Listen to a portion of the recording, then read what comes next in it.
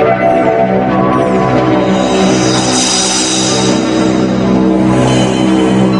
música de Harry Fraud.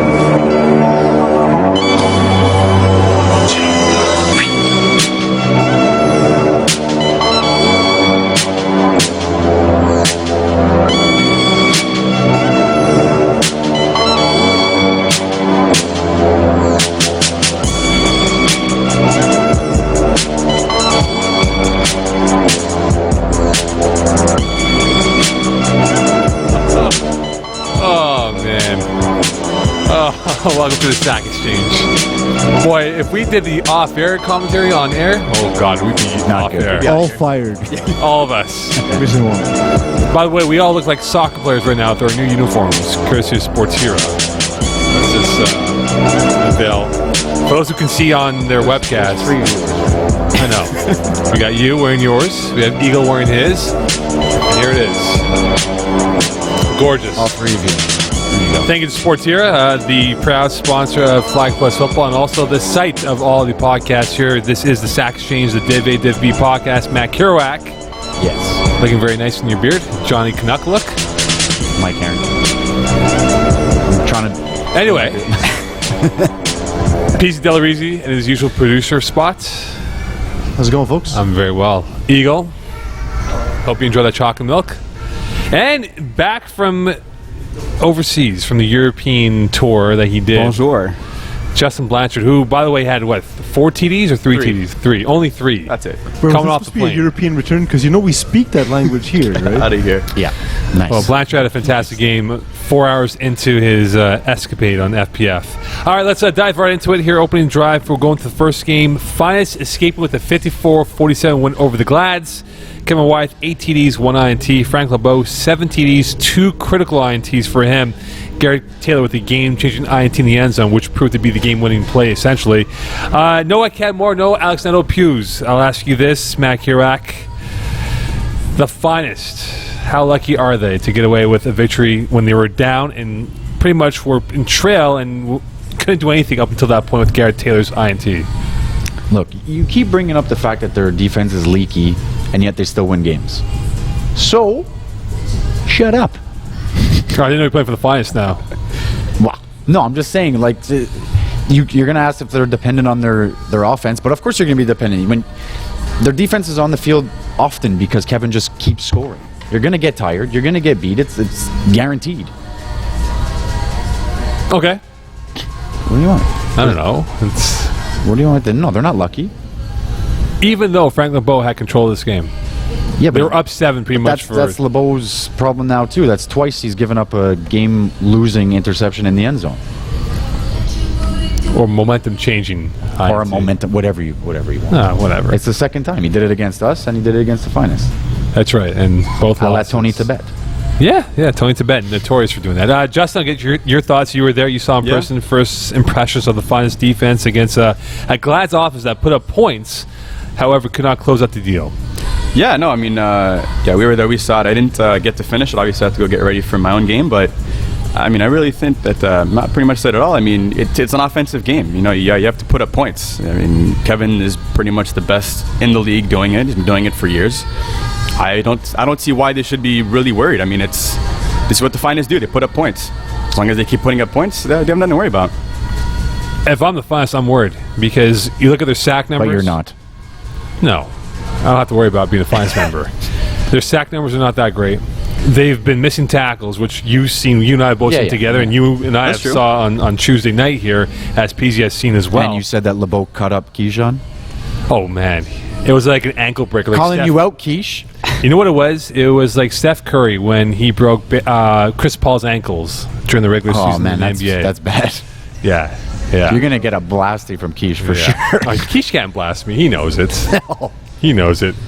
Okay, Glads, though, coming away from this game, should they be encouraged or discouraged by the fact that, look, you were in control of this game, but yet come up short against the top 2 of Absolutely Div A? encouraged, for sure. They're a team that got pretty much forced to come up to Division A, and now they're considered top 3 in the division. Of course they're encouraged, and they're putting up points against 2 of the best teams in the league. Of course they're encouraged. Close it out now, but that's the next step. Blanchard?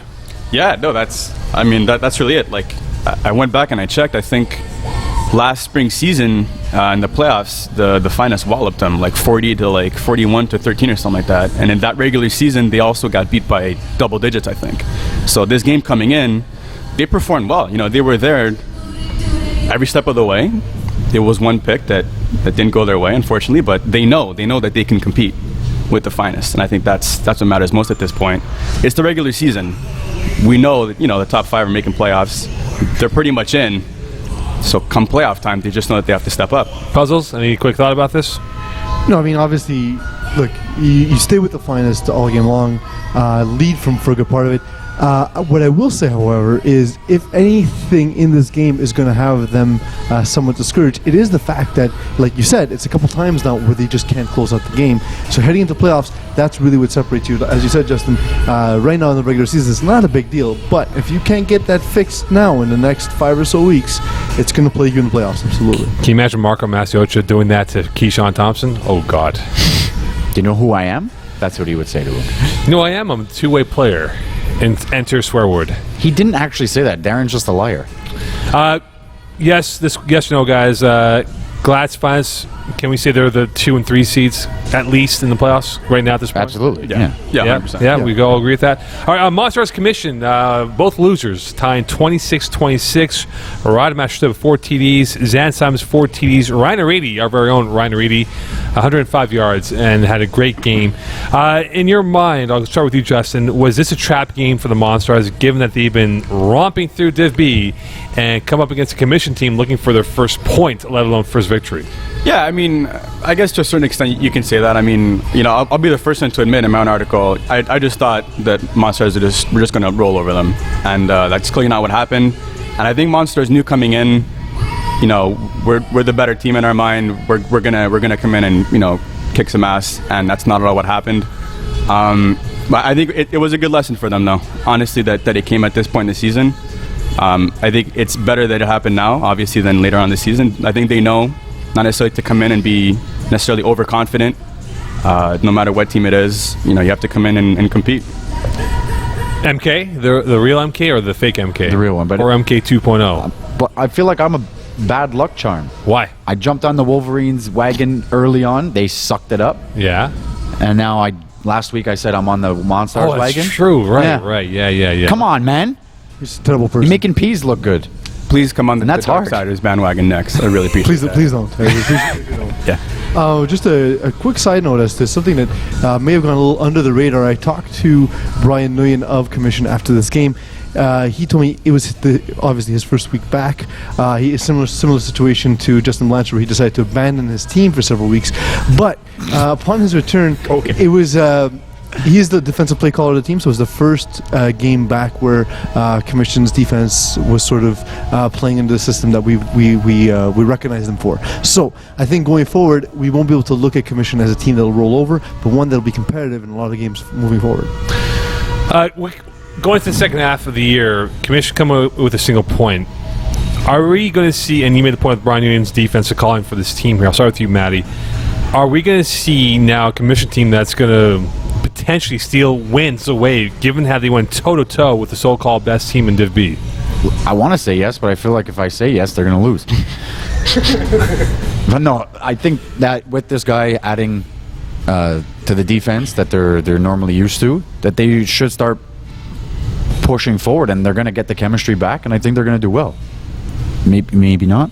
I don't know. I don't know. So you said nothing. JB, looking at Monstars, do they have holes on both sides of the football? Give them again. Yeah, I mean, you know, I was kind of skeptical coming into the season. You know, Monsters making the jump from Div D, but obviously first half of the season they did pretty well. And I mean, watching the first game that I could have theirs this season, I have to say I wasn't that impressed. I mean, they took control of the first half, but Commission just really, you know, it seemed like they really adapted well to what Monsters are trying to do.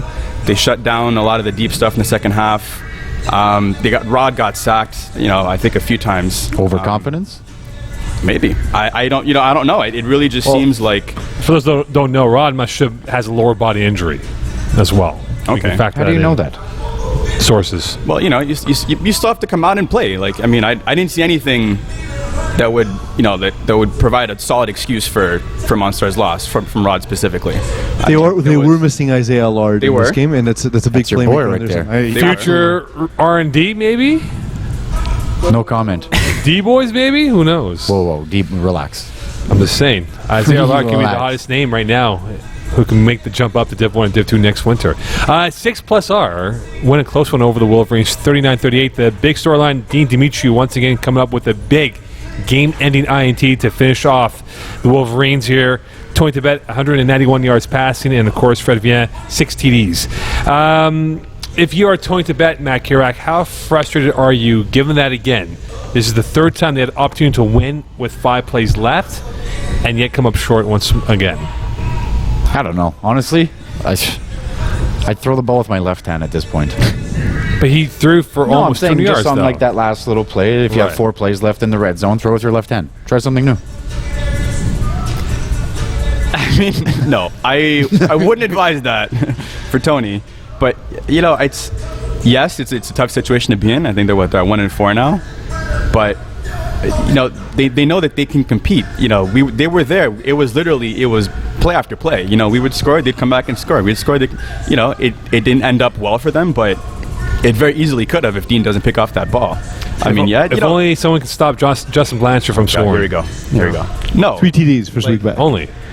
Yes, there's reason for One frustration, producer of but- this show said that would be a big factor. One producer. I'm still convinced, though, that Tony's calling everyone on the defense different names in Armenian and not actually calling plays. It's possible. I'm pretty sure maybe you should start calling plays and then they'll win. That's you never know. Just called you out, man. Probably. That's my guess. I'll ask PZ and Matt this question. On paper now, for R&D, with our boy back in the fold here, are they R&D? now? That's my team, Oh, man. sorry. 6+R. Jeez. It's been a long day for Milcon. Has been. I've been up since It's not 5 my o'clock first this morning.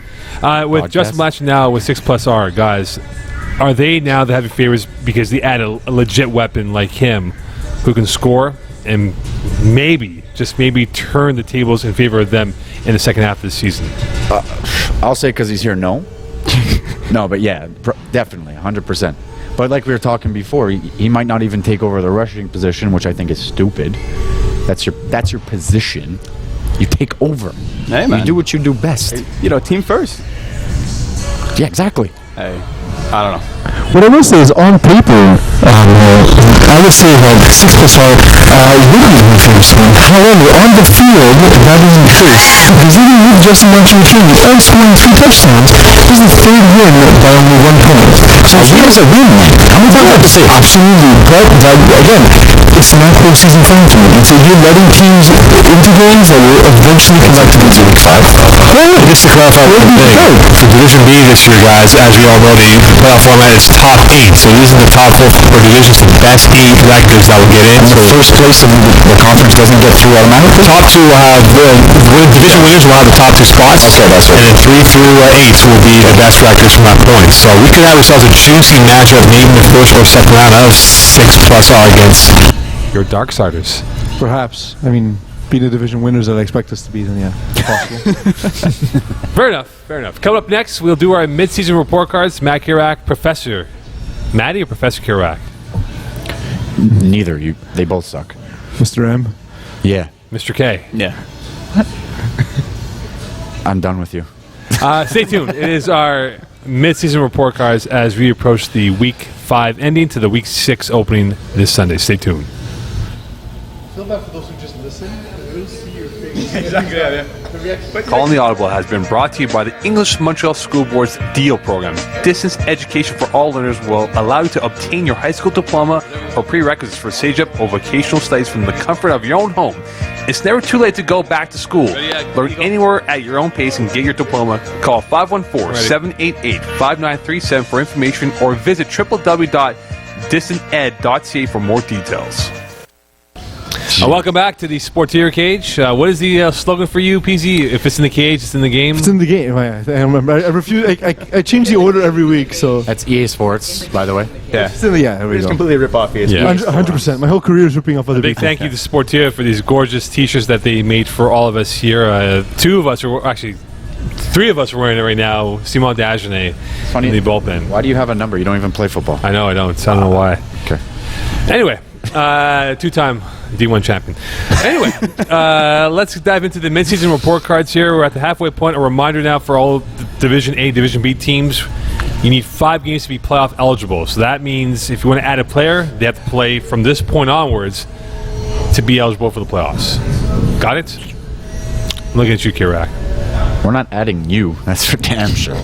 Never know. All right, let's go through Div A. We'll go with R&D. We'll keep you out of it because you can't make a letter grade for your team. So I'll go with you two gentlemen, including yours truly here. Peasy, letter grade for R&D. For me, it's got to be A+. I like the team that's been put together. And having beaten the Finest and finally sort of gotten the chip off their shoulders, in my opinion, is no other grade. Marco might have been cheating off the guy next to him, but either way, A+. Justin? I'm gonna go with an A, just because I'm a little bit stricter on my grades. Yeah, no, Concordia based.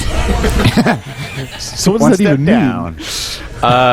Yeah, no, I mean just because they beat the Finest for sure. They're 5-0, but only because I think that they come back once or twice at the half.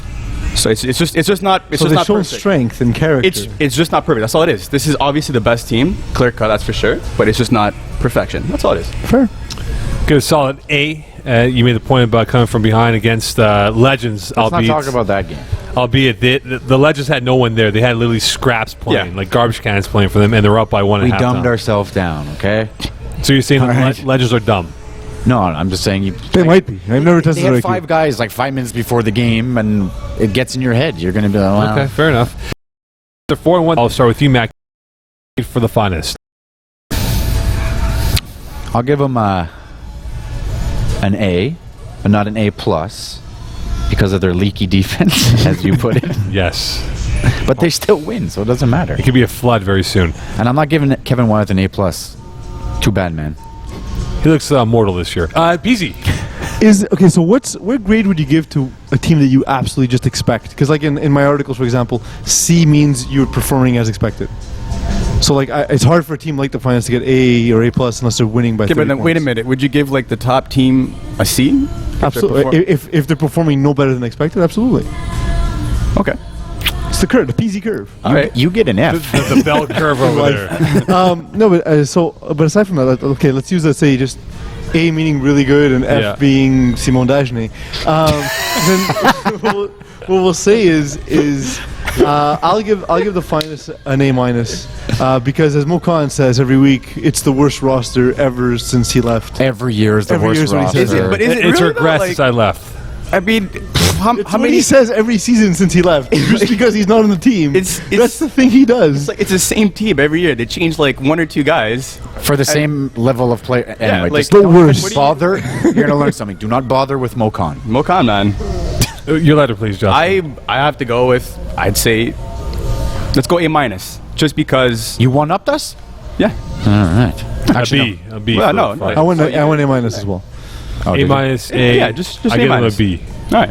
All right, A Glads. Yes, Glads. 3-2. Defeated Maniacs, Rainmakers, lost to the Big 2. PZ, letter grade for the Glads. I'd say a B. It's kind of the same old story. Can't really stop anyone. It's been an issue all season, so I'll say B. All right, Justin. I'm gonna go with B+ because they've exceeded my expectations a little bit. I'm going with B+ too. They're having played them. They're going to do well. All right, Legends 2-3.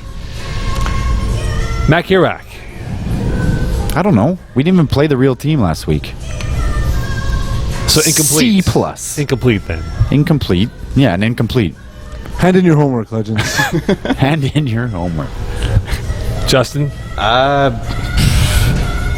Based on expectations coming in, I'll go with a B or B+. I mean, I think they've been competing. You know, they've been in there just about every game, except for obviously the last one where. No, they were in it. They were winning at half. So that's true. Yeah. So honestly, I mean, you know, they're doing pretty well for themselves, man. They've been there. All right, Puzzles. Same here. I'm going to go actually a little bit higher. I'll go A-. No one ever expected Legends, who took Okay, a I'm step changing up. Fine, A- then. I'll pretend that's what I said to begin with. I'm going to go with that just because no one ever would have expected them to have 2 wins at the halfway point. So kudos to them, guys. Keep it going. Had you brought your full roster, it might have been 3 wins, including that game against the. Or we would have just stepped it up from the get-go. Man. We're only one way to Quiet. find out. Oh, Anyway. God. It would have been the R&D team vulnerable as we approach week 6. Maniacs 1 and 4. I'll give them an F minus. Maddie? Yeah, I'm not going to give him an F because Godfrey's going to get me. I'll give him like a C minus. Does he even know your name? Yeah. Probably not. Justin, I'm going to go with a D. I don't think they deserve an F. I mean, they won a game at least. F minus in my book. You're the only one that gets the F, man. How can you win a game and get an F minus? They won. That's like a 0% on a test. They should have. Okay, look. Minus Negative. 3. They should have lost. Mokan, you spelled your name wrong. but they didn't though. But they pulled it out. That's They're not impressive. they get What a are the D. Rainmakers getting? A Y? I'm gonna give him. I'm gonna give him a C minus, just because by Tony Corey's own admission, this is exactly what they thought they'd be. This was at the this plan. point. So let's see. I'll give him a pass for now to be reevaluated by the end of the season. All right, finally here, Rainmakers. Quick letter grade for these guys. G plus. Okay, G plus. Well, but in elementary, G Forget plus good. was a good mark to have. Where did you go to school? India. No. Peasy, Justin. I'm gonna go ahead and I'm gonna fail the Rainmakers for a couple reasons. One, you got to make sure that you get your team out there. That's like not showing up for the test. They have a different roster every week. Secondly, they haven't won a game. This is a team that's gotten less and less competitive as season's gone on. I feel bad for them. They're great guys, but guys, step it up because 0-5 is not Intensity acceptable. again. I'm telling you. All day. Too calm. All right, Justin. Just quick straight letter up grade F. here. Okay. Just an F. All right, Division B here. Let's quickly go through this Brocasian. They're 3 and 2. Justin, we give them. I don't know. It's so they're so inconsistent. It's like I'm just gonna give them a flat C. Just I don't.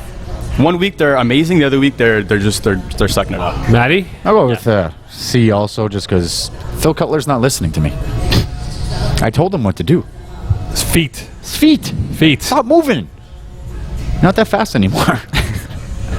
He had a pretty big run. I think 20 yards. One run. Okay. Yeah. That's like Easy. saying you had a big run. Yeah, I'm gonna go ahead and give him a C. It's more or less where I expect him to be at this point. However, I do worry that Phil Cutler is a little too reliant on Sean Brophy. He is. A lot of throws go to Sean Brophy instead of Jonathan Louis, our very own Jonathan Louis. Lebowski, though? Yeah. Good, man. Bearskis 2 and 3. Justin, what grade do you give the Bearskins? They get a freaking D. Oh wow. Because that is not where they should be. That roster should be nowhere near like 2 and 3. How they're performing, I'm at a loss of words for that roster. Puzzles.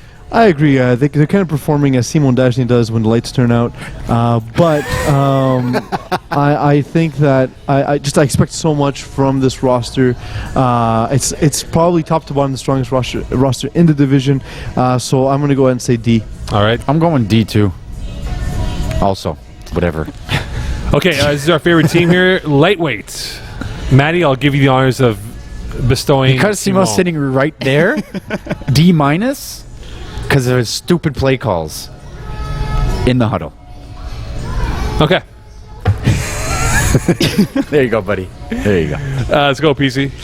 C minus, kind of would have expected. I mean, they did lose to the overrated Darksiders, but I'm going to say that honestly, it's a very good defense, but Simon and Co on offense needs to turn around. JB. If we're going by Pieces rankings, it's a C just because they have been doing exactly what I thought they would, which Sucking. is a terrible offense and a great defense. Yeah. Wolverines, I'll give them a solid B. They've been competitive. Did Bad you just luck. change it on us? No, I didn't. Bad luck for them. What do you give them, Maddie? Wolverines? Yes. Ay. Just because he keeps throwing the game away in the red zone, he gets a D plus. JB. I'm gonna give them a C minus. They've been underwhelming so far this season. I expected a lot better from them, and they're not showing up. Puzzles. Not including when we played against them because Tony Tibet was not there. So obviously not the same team. I'm going to go ahead and say D anyway, just because, look, we had high expectations. We thought this would be a team that could dominate Division B, and they have not done it. You, me. Okay, commission here. JB. They've been doing exactly what I thought they would. An F. Yeah, that's pretty Yeah, much. well, we can all Well, agree. no, Where's I'm your gonna grades? I'm gonna go a bit higher. No. A D just because of how they showed up for Monstars. They were there. Yeah, they didn't win, But no, man, they were there. They were there the whole way through. Peasy. I give a B plus for effort because I think they're getting better. That's exactly what I was going to say. I think each Gold week, star. they're getting better, and Yeah. I think I'm going to withhold their actual grade until I see some more Yeah. more evidence. I Your, agree. your grade's so important. This is okay. reevaluated after It's the only this grade that week. matters. That's Justin. what I'm doing. Reevaluation after this Okay. week. All right then. All right, 6 plus R. You're out of this. So Maddie, what grade do you give 6 plus R? I gotta go away. They're killing it right now, and now he's back. The chosen one. The chosen one. Puzzles. I'm going to say B plus. Winning games, but honestly, this is a team that can easily be 3-2. Shots fired. Here we go. So no, I expect more. This is a great team. I expect them to go in and leave some dominant performances. Solid B in my viewpoint. Monstars 4-1. Your boys. I'm upset. They tied. So A plus. okay. JB. They were A++ up until like a few days ago. They were. Omar Jackson was talking. Oh, who's that? Your backup, Monsters. right? Omar Jackson. Yeah. What about him? He's your backup, right? No, he's a starter. Oh, back up to Fred Vian. Mark can't play quarterback. Your Yes. I'm gonna say A minus just because they hurt Matt Kirak's feelings. Otherwise, it would be Thank A you. plus. Thank you. All right. Dark Stars, you're out of this. I'll give you my grade for them, A plus. They've been the most balanced football team that no one's been talking about. It's all about the Monstars and Dark Stars. So give me the Dark Stars as a better team. I'm gonna go with an A, but Pease gets an F. Yeah, solid. just Because that's of his about right. stance. Just because of your stance. Lock snapper pretty good. stance. JB. I'm gonna go A, man. They have exceeded my expectations. Fred Morissette, 23 TDs, 2 INTs. You can't argue with that. I may Best have defense. altered those yards for Freddie We know you did, and you, He's a good guy. Hey. you took away a sack from me, so whatever. I didn't tell you. I'm telling you now. Oh, did he have a sack? I didn't know. Preds 3-2. Matt, your thoughts? I'm gonna go C. Just the way Pease is rating them, they're pretty much doing what I expected them to do. They get a complete D. No. This is, in my opinion, the best roster in the division, and they're not playing like it. Not at all. Peace. Yeah, I'm gonna go ahead and say D minus. Not living up to expectations thus far. All right, fair enough. Quickly here, Raiders 1-4 guys. Quick letter grade for these guys. C because they're doing exactly what I expected. All right. See, it works as a system. Yeah, it does. C on the P All screen. C's. All Sean C's. Kennedy, All C's though, he right gets that through. A. Quickly here, guys. Sean does get that. More likely to stay undefeated, Should be funny. R&D, 6 plus R, or Monsters. Which of these three will be undefeated by the time we hit Week 10 into the playoffs? I know who you're picking. Who you picking? I was not listening to your question. So you're saying which of the two teams across the divisions? Monsters, R&D, and 6 plus R. I'm gonna say 6 plus R. They don't play Darksiders again, so. Oh, my God. All right, fair So you're enough. saying we're losing this week? Well, I think you'll lose at some point in Division 1. Where? I don't know. Legends. Plays another tournament. Yeah, That's true. He'll be sore. Sorry, yeah. Sore Rotate shoulder. that shoulder, Kev. We'll get his Rotate wife that to shoulder. tweet at us. Poor baby. At Matt Kirak, I'm Mocha19. All right, on the outs, Rainmakers, Raiders, Commission. Of these three teams, which of them will go through into the playoffs in your mind? That will qualify. Matty? Out of which three teams? Commission, Rainmakers, and Raiders. I'll go Commission, just because. None of them. Wow. Not fired. Picks of the week. Statistically, it is probably for the commission, but as you pointed out, it is time for picks of the week. So we have a few 3.5 point favorites. Matt Kirawai. Man, I don't want to. I can't do it anymore. Raiders. Wow. Okay, JB. No, I'm going to go Wolverines. I'm all the way. gutsy. Wolverines, my friend. Wolverines, my friend. They will annihilate the Raiders at this basketball tournament the other week. Yo, That's the reason. he's like, why don't you and Kirak ever talk about it? Again? Shut up, man. Shut up. You know who we are. No, I know. Raiders? I don't talk to him since he was a D-boy and threw the ball into someone else's hands. Oh, right, yeah. While he was running with it. No. Okay. Next game. The next hit, I consulted our panel of experts, which was the 1 in 4 doctors who did not prescribe Voltaren. And he said Darksiders are 7.5 point favorites over Bearskins. I know we're running low on time, but if anybody saw the voting thing for the game of the week, P's crying on No, I wasn't crying. I was just saying. Let me say what I gotta say. that obviously Devay will win. I would Okay, so you were crying, and then I told you that stop crying, and And I I felt voted better. for your team. But I felt much here's better. your mistake. You didn't actually check if I voted. No, I didn't care. I did not vote for you because I would never vote for you when I'm picking the Bearskins. That's All it. right, that's fair. JB, I'm you're going good. Bearskins. I'm going Bearskins this week. I'm going Darksiders, my friend. They're going to be covering the spread as well. And in our game of the week, it we really? have Roosters and Donkeys facing off against the Finest. I'm just curious. Is this the first time the Finest have ever been not favorites? It's been a Well, long they're time. favored. Probably been a while. No. Roosters and Donkeys are favored by 6.5 points because Matt Kerouac didn't let me finish. All right, Maddie, you can't make the pick. Peasy, make the pick for Maddie. I say smart money is on the Finest. Okay, JB. Oh, no, I'm going R&D, but it's going to be tight. It's going to be one of those 1-2 pointers. So we're not covering? R&D will win and cover. I don't think so. It'll be a touchdown win. Because Kevin's shoulder? I don't So know, many we might get tournaments. Or Marco's going to cut up Keyshawn in the middle of the field. I'm a two-way player of the year. Enter a swear word. All right, JB, thank you very much. What did you learn on today's episode? Porter cage, man. It's pretty cool. Peasy? That Justin Blanchard doesn't know we speak French in Quebec. All right, Eagle? Nothing? Ka? Maddie? I have nothing to say to you anymore. I'm actually done with you. That's what I learned. I'm done with you. You and I, we can both wear shirts and be like MKs. out Absolutely there. not. I'm taking it off. Good morning, South Korea.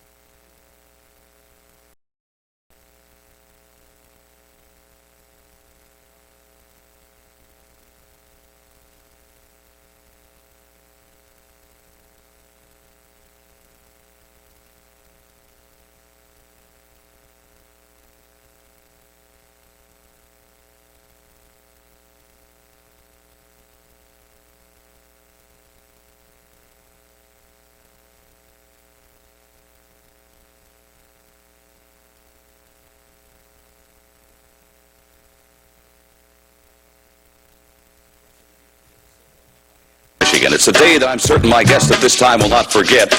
I'm talking about the former Intercontinental Champion of the world, Macho Man Randy. Nothing means nothing. Nothing means nothing. Nothing means nothing. What do you mean by that? Super Flag Bros. Super. I'm talking about all the way to the top, yeah. Unjustifiably in a position that I'd rather not be in. But the cream rise to the top, oh yeah. Division 6 Podcast. Division 6 Podcast. And let me point to the president of the World Wrestling Federation, the Macho Man Randy Savage is not happy with your decision, yeah. D's Delaries and P's Delaries. I am the cream of the World Wrestling Federation, and there is no doubt about it, yeah. You mean Gene Open. Welcome everyone. You were listening to and perhaps watching the Super Flag Bros. I am in fact Pease Del Reese, but sitting on my right is not Deez Del Reese, as you heard in the pre-show introduction. I am, of course, joined by Simon Dagenet. You can be followed at Dagenet FPF. He is, in fact, a company man. Sitting behind the board is another company man, the Eagle at Master Control, of course, who gives me a different count every week, so I never really know how to start the show, so thanks for that. He can be followed at Eagle FPF. Remember, if you want to tweet the show live, you can do so by tweeting at Eagle FPF. And the man to my left is our producer. He is not, in fact, a company man. He can be followed at Mocon19 for assorted sports topics as well as FPF topics. Simon, how are you doing? Not bad yourself. I just wanted to take a moment to introduce you to the people. Simon Dagenet is a longtime quarterback in this league. He has played in many divisions. Right now, he's a quarterback in Division C for Snatchers and Division B for Lightweight, who lost this week to my very own Darksiders. And as part of a bet, Simon Dagenet will have a very interesting part of his article. You had to say, yeah. You had to go there. Where he will write my completely true, unedited biography of all my amazing accomplishments, and that'll all be in his article. So please take the time to read Simon's article. It'll be even better than the highest standard of achievement he sets on a weekly basis. I think that's a compliment, actually. Yeah, it's not bad. Right? It's not bad. Just to point out, every time Simon and I are in the same field or same room, he underperforms. So what you're saying is you should stay out of Simon Dagenet's bedroom at all times. Maybe. No, Simon Dagenet does not perform well whenever I'm in the presence of him on the football field. Well, let's hope that he does perform well when you're in the same cage as Simon Dagenet, because we are, of course, in the Sportira cage, because if it's in the game, it's in the cage. It's horrible. It's horrible. You need to stop. No, never. You need to stop. I'm going to pretend like I invented that. And, of course, our guests have welcomed us with our new very own banner for our podcast. So thanks to Sportira for that. If you want more of that graphic work, of course, you can get your very own Sportira-sponsored jersey. MK, want to show us some of the swag that we got this week? Courtesy of Sportira, our new shirts with our number and the anniversary, 10-year anniversary for the FPF League. And behind it is the FPF logo for those who see it on their lovely HD computer screens. And that's about it for pleasantries. And let's get into the hardcore action that is Division E. Been there, done that. Looked exactly the part as they beat Big Blue Wrecking Crew, which I have some breaking news about when we conclude this part of the segment. But nice tease. For the moment, not bad, right? It's almost like I know what I'm doing here. Not really, though. BBWC often struggled to gain yards and earn first downs. What's wrong, and how can they prove, Simon? Listen, it was sad. Score kept the game. BBWC offense struggled all game long. They couldn't get anything going. It was tough to get a first down, let alone talking about points on the board. They really struggled. They went for a lot on 4 downs, but Sergio simply couldn't get it done. Sergio being Sergio Sicoli, quarterback. Yes, their quarterback, sorry. He really struggled to move the ball. Bad decision making. Simply, his receivers were not necessarily playing that well neither. Not necessarily been there, done that defense that was really out there, but Sicoli really struggled that night. Absolutely. But I will say, despite allowing 37 points, I thought the Big Blue defense looked decent in spite of it. What would you say, Simon? I would say they look really good out there. Score kept their games early in the season, and the defense was really a problem. There was holes everywhere. They were letting people score with ease. But on that night against Been There Done That, who's one of the top offenses in Div E, they actually looked pretty good. They made a lot of stops. I think they got a pick 6 early in the game in the first half. I think they got 2 or 3 stops in the game. And as a quarterback, I don't expect anything else from my defense. Like, if I get 2 or 3 stops in a game, that's my defense did its job, and I need to do the rest. And Big Blue Wrecking Crew's defense really stepped it up. So a fact over here about Big Blue Wrecking Crew: through 5 games, 3 times they've been held to 12 points or less. I'll give you a little nugget here, guys. At one point, they had Chad Byers, former Div 1 quarterback, throwing in their early inception of their franchise. But you're right, though, the quarterback play has definitely regressed for this football team if they want to take that next step for years to come. Well, I mean, I do know Sergio personally. He's played on a lot of my teams. It's something he wanted to try. He figured if Peace can do it, anyone can do it. You can't do it. Well, that's what I said. That's what I told him. But evidently he didn't listen. He just likes when I throw because he gets a lot of touchdowns. That's right. But for Been There, Done That, when I see this team, I've seen them play 3 games now this season, and what I've taken from their roster is that it's a very versatile roster with a lot of playmakers. Are they the best team that no one knows about? I would say so. They have a very good offense. Their defense is good. Their defense doesn't get a lot of credit. Their offense is good. Tardif has been playing really well. They do a lot of trick plays. They use Kevin Marion as a second quarterback on many plays, and he's successful. He throws a lot of touchdowns and about 10 to 15-yard passes. Their offense is really good.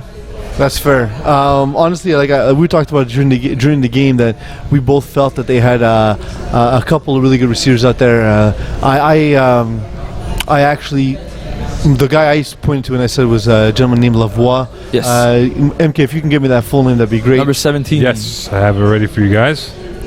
His name is? It's J.C. Lavoie, Jean-Christophe Lavoie. Jean-Christophe Lavoie. That's honestly, he looks like a guy who's an archetype for a higher division receiver. I look forward to him moving up and playing on some competitive teams in the future. Eagle, do we have the drum roll ready? If not, I can move on. We can break the news later about Big Blue Wrecking Crew. Ready? No, we got this. This is an amateur hour, ladies and gentlemen. The big news regarding Big Blue Wrecking Crew. Sergio Sicoli officially steps down from quarterback. So maybe a new team coming this week. He actually sent me a text early in the week to let me know. I'd like to see how that goes. It's definitely more interesting. It's definitely playing the quarterback position, Simon. You know it's more difficult than it comes off as. Yes. As indicated by your touchdown to interception ratio. You've tried. Mo tried. Neither was successful at it. So I can say I'm the best on this table at it. Absolutely not. You're just on incompletion right now. Yeah, did you get intercepted on your way here? It is like, like they have those memes like every 10 seconds, like a zebra dies or something. It's every 10 seconds Simon Dagenet throws an interception. That's interesting. But some big news. I look forward to seeing what happens with Big Blue Wrecking Crew. Sergio, maybe give it a shot in a future season. Who knows? No Name have continued their dominance. They take on the Fat and the Furious. It's a great name, by the way, Fat and Furious. It's a team name that I should be quarterback of. But anyway, yeah, but they're bigger guys than you are. It's so awesome. No Name wins it 32-18. No Name is starting to get attention since being featured on Game of the Week. Having only allowed 25 points in the last 4 weeks, we can say they're one of, if not the best defense in the division. Simon, what makes their D so good? That's what she said. But honestly, it's the rusher. I have to say, I've score kept a few No Names games. The rusher, Chris, I think it's Chris Fields. Chris Fields. Yeah, he's awesome. He's really disruptive. He's in the QB's face all the time. He's really good at it. He forces throws or he throws, and they have decent safeties enough that they pick off the ball in the air. And then, well, on the stat sheet, the safety look good, but honestly, when it comes down to it, the rusher is really the one that shines on the defense. And Chris Fields is the replacement rusher for Eddie Thibault, who walked off the field in the first game. So glad to see that worked out for No Name. Are you disturbed, Mokan, by all the No Name brand post by Sean Collins on his Facebook. No, when you look at the roster completely, Johnny Simons, who they add after week 1, has been fantastic. He has 2 INTs so far. He's played very well. You look at their pass deflections. They've been very active attacking the football in the air. Combined, they have 20 pass deflections this year, which is quite remarkable for a defense such as them. But I think when you look ahead, the veteran leadership, though, whether you add a Robert White, Evan Nole as well, these guys have definitely had the FPF experience. So really, they're a better, higher-end Div E team as we are at the halfway point of the season. The Fat and the Furious were shut out last week. They scored 6 points the week before. Are we surprised that they scored 18 points against No Name? A bit. I must say, iScore kept the shutout. The game their offense was really going nowhere. The quarterback was overthrowing his receivers and underthrowing his receivers. He couldn't click at all with his receivers, and it's been the story for the first 3 or 4 weeks. The quarterback was not there. I heard he was injured early in the season. He had a problem with his hand. He tried stepping in, threw a few interceptions, stepped down. So if he's actually back and he's actually healthy now, maybe they could get something going. But from what I've seen from them, the defense was all right, but it really was the offense that couldn't get any points on the board. And Bobby Spaghettis of Aura Sabenkis Simbenden. I gotta practice that name better. Bobby Sabenkis of VPC fame has stepped in to play quarterback. He only completed passes to 2 receivers in this game. Runners-up and winner of the best names in the division, respectively, Jamie Cristiano and Shaquille Daguiar were the only 2 guys to catch passes in this game. Well, they do have Chris Williams too.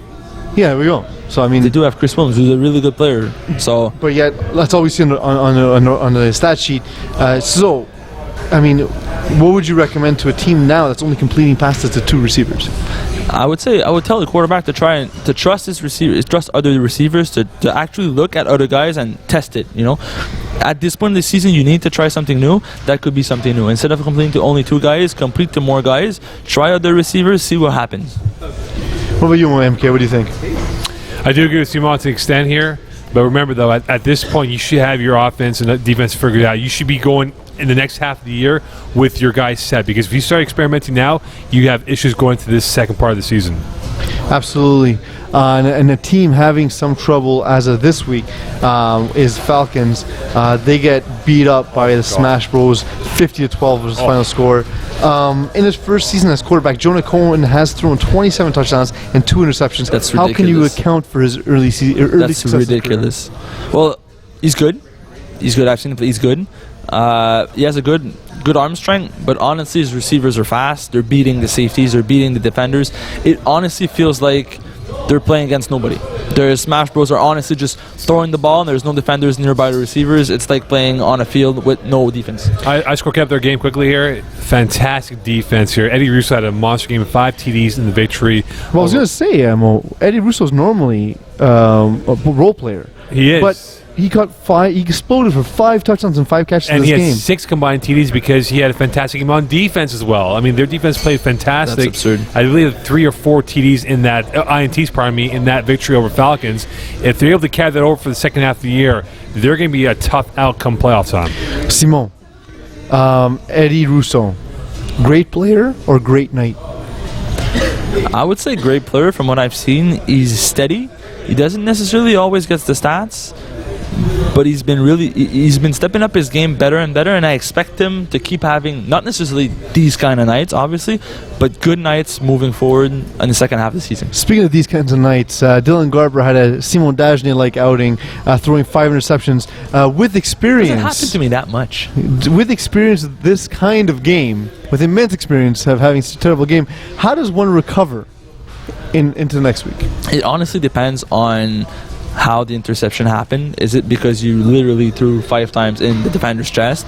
There's a story behind every interception. Sometimes it's because your receivers you are having problem clicking with your receivers.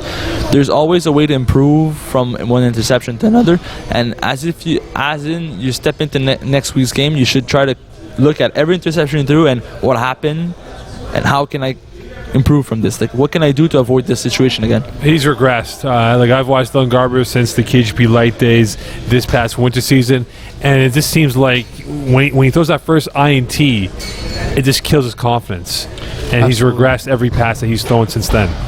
We've regressed with our quality of show co-host, but Stay tuned anyway. When we come back, we have some helpful insight about how teams are built. Calling the Audible has been brought to you by the English Montreal School Board's DEAL program. Distance education for all learners will allow you to obtain your high school diploma or prerequisites for CEGEP or vocational studies from the comfort of your own home. It's never too late to go back to school. Learn anywhere at your own pace and get your diploma. Call 514-788-5937 for information or visit www.distanted.ca for more details. Simon, you and I Puzzled. You returned to the show. This is, of course, Super Flag Bros. I am joined by someone who's not my actual brother, but a brother of another sort. He is part of the FPF Brethren. That's a lot of pressure to be named like your brother. I feel like I could be a De La Roca right now, and I'm not ready for that. Honestly, I know you guys. I'm not ready for that. Who's De La Roca? You can come to our next family barbecue. It'll be fun. That could be fun. Yeah, you will not survive. But that being said, we are, of course, in the Sportiera cage with Simon Dagenet. You can, of course, follow him at Dagenet FPF. Of course, if you're watching live, you know that behind me is our new FPF banner prepared for by our guests, by our hosts at Sportiera cage. Sportiera, of course, because if it's in the game, it's in the cage. The Eagle at Master Control making us look good as he always does, touching his wonderful knobs behind off the camera. And MK himself, Mr. Mo Khan, doing his wonderful producer work as well. I just wanted to talk a little bit about building teams, Simon, because you and I have both done it. We've both made our mistakes. We've both built very good teams. What mistakes? MK, you can chime in as well. Absolutely. Well, lightweight, for example. But if you have any sort of insight that we can give to teams, what can they do right? What can they do wrong? So, let's start with, when teams are starting out, what's a typical mistake that they do when building a team? I would say they would build a team around, the first thing is everybody wants to play with friends, right? So you build a team around your friends, and then you just fill in holes that you could have. It works sometimes, and it doesn't on the other hand, because if your friends, let's say, wants to play a position, but it's not necessarily the best player at it, and you keep trying him over and over again, it could lead to losses that you can't recover by the end of the season, just because it's hard to tell your friend to step down, So that's one of the major problems I've seen around FPF in the past few seasons I've been here. That's fair. MK. I think continuity. As you guys know, covering Div 6 and Div E the last couple of years that we've had in FPF, the one knock that some teams that might be 0-10 or 1-10 but get blown up by 45 points a game, they feel so discouraged that they don't want to carry over into, say, the winter or spring seasons, and that hurts them, right? So that's why I always tell teams stick with it, because it will get better, because you will understand the game.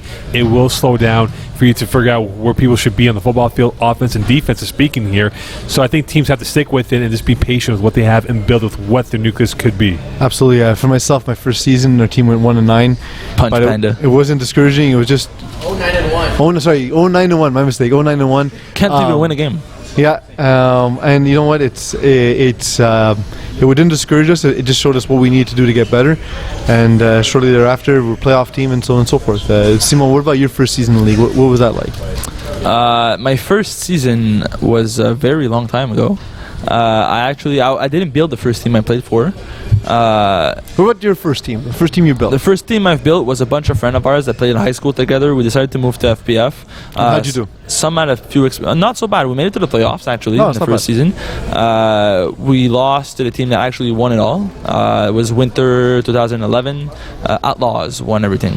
Oh, I remember. We lost to them. I threw a pick six. We were up by 3. I threw a pick six at the end of the game. Shocker. And they won. Yeah, I know, right? And it's been the story since. Honestly, I think that was the beginning of the story. Beginning of the end for Simon Dagenet. What do you build around then? What is it that you do in order to build a successful roster? I think the best way to build a team is to find the system that works well for you. So that's, for instance, I'm a quarterback. So you find the pivot position for you, that person that you build your team around, and you build a system that works well for you. So if you find a quarterback that has a specific system that works well for him, find players that fit that system. Don't try to change him. Find the right players for him that works well, and build from there. Don't try to change the guys that are the team, and find guys that fit that team, fit the mentality, and fit the same style of play. And style of play is important, because a lot of times teams will load up on big names, but it just doesn't work. It doesn't click. So it's about finding the right kind of players as well. What I've heard before is a lot of good teams are built sort of up the middle, quarterback, snapper, rusher. They're involved on every play, so obviously if you're strong at those positions, you tend to be a stronger team. On top of that, maybe you want to have one big playmaker that can play both sides as well. But absolutely, another thing is how to acquire new talent, Simon. For myself, it's been getting involved in the league, talking to people. I became quick friends with the Eagle at Master Control, as well as with Hugh Simon, Mokan. We're not friends. Well, I mean, as friendly as I get with enemies. Adversaries. Adversaries. That's a better term. I like that. Well, rivals would have to win once in a while, Simon. We're seeing each other now. That's pretty much the best way. Talk to people. If you see us at the fields, talk to us. We know a lot of players. But honestly, make friends with guys you're playing against. A lot of Division E teams are unnecessarily intense, guys. Relax, have fun. Talk to the guy on the other side of the field. If you think someone's awesome, try and add them for next season. Don't Tell hate he's them awesome, for no except reason. it's bees. Then Sorry, don't tell me I'm puzzles. awesome. Don't lie. Sorry. Let's go through some picks, Simon. I'm going to announce the game. And what I want you to do is sort of give me one or two lines of analysis and make your pick. MK, if you have anything to add at any point. We have one-man show taking on No Name. Who do you think will win this game? Honestly, I think No Name's going to take it. They've been playing really well recently. Their defense is their backbone. They can rely on the defense a lot. I think I'm not sure how one-man show could actually pull it off against No Man. A huge game for a one-man show. Sorry, PZ. If they win that game, they can jump into the top 4 of their division. If they lose that game, they can maybe drop down by a couple spots here. So big one for one-man show. Absolutely. I'm going to go with No Name myself. Falcons and Redmond. I really like how Redmond has been playing recently. John Papadimitriou, quarterback. Thank you, sir. Redmond. Has been playing really well. He uses his legs when he needs to. He plays intelligent football, finds the open receiver, makes some good reads, some good throws, and he's really been the captain and the line on that team. And I think Redmond's going to take it. In a game, I'm going to go with Redmond as well. In a game that features what could easily be the title and subtitle of my autobiography, TDs and Beer, The Fat and the Furious. What do you say? I think TDs and Beers are going to take it. They've been playing well recently, and the Fat and the Furious has just been so inconsistent. Their defense, they seem to be giving up before the end of the game. Second half, they're letting themselves down. Somebody scores. They're up and down. I just don't see it happening. I think for both, though. Go ahead, sorry. Because you look at TDs and Beer, of course, trying to keep themselves within range of a top-end seed, whether with Fat and Furious, they're on the cusp of either being on the outside looking in, or they can cement themselves going to the second half of the year. I'm going to actually say Fat and Furious. I was impressed that they scored 18 points against No Name. I think that continues. Hashtag Baton versus Been There, Done That. I think last week against PBWC, Been There and That was very off. Tardif was not playing really well. His trick plays were not working, and I don't think that's going to happen this week. I think they're going to light it up against hashtag Baton.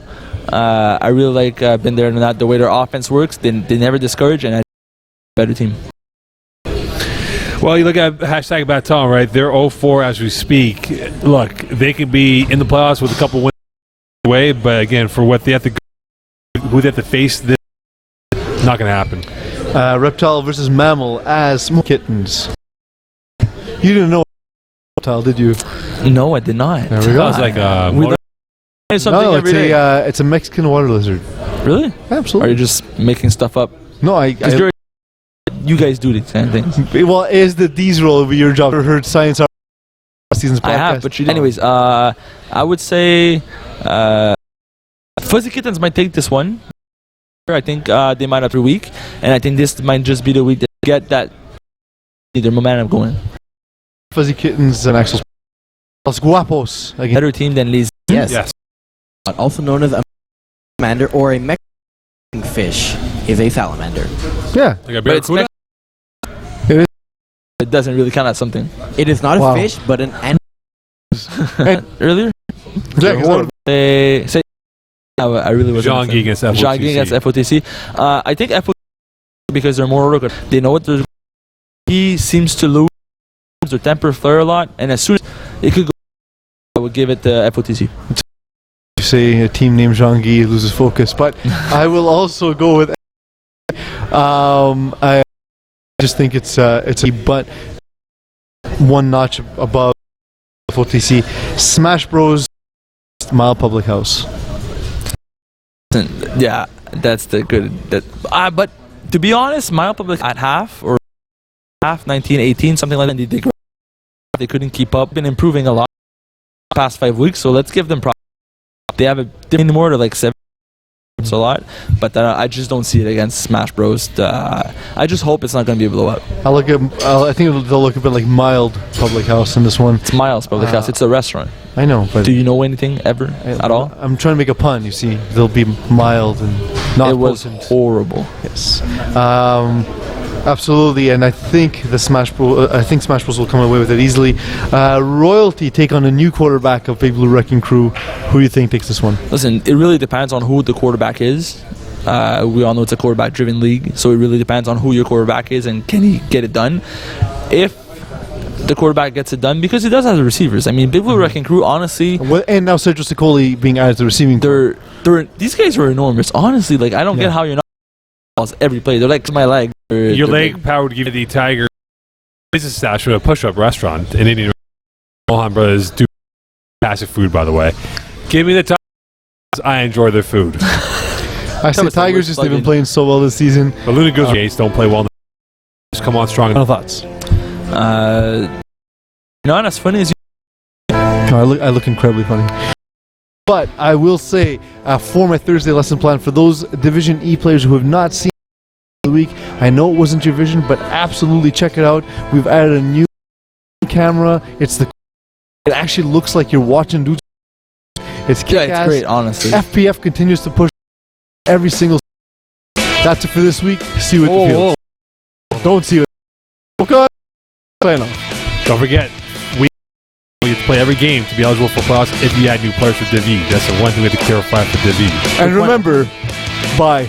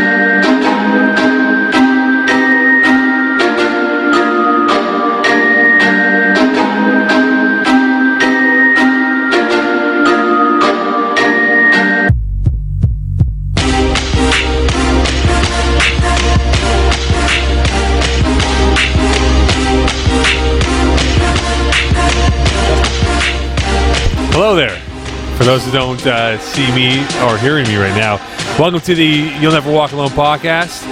So wait, if they're not seeing you or hearing you, how are they? Do they have any knowledge about what you're saying? They're feeling him. They're able to feel visualizing me in their brain. There are other senses, Peace. They might be tasting him as well.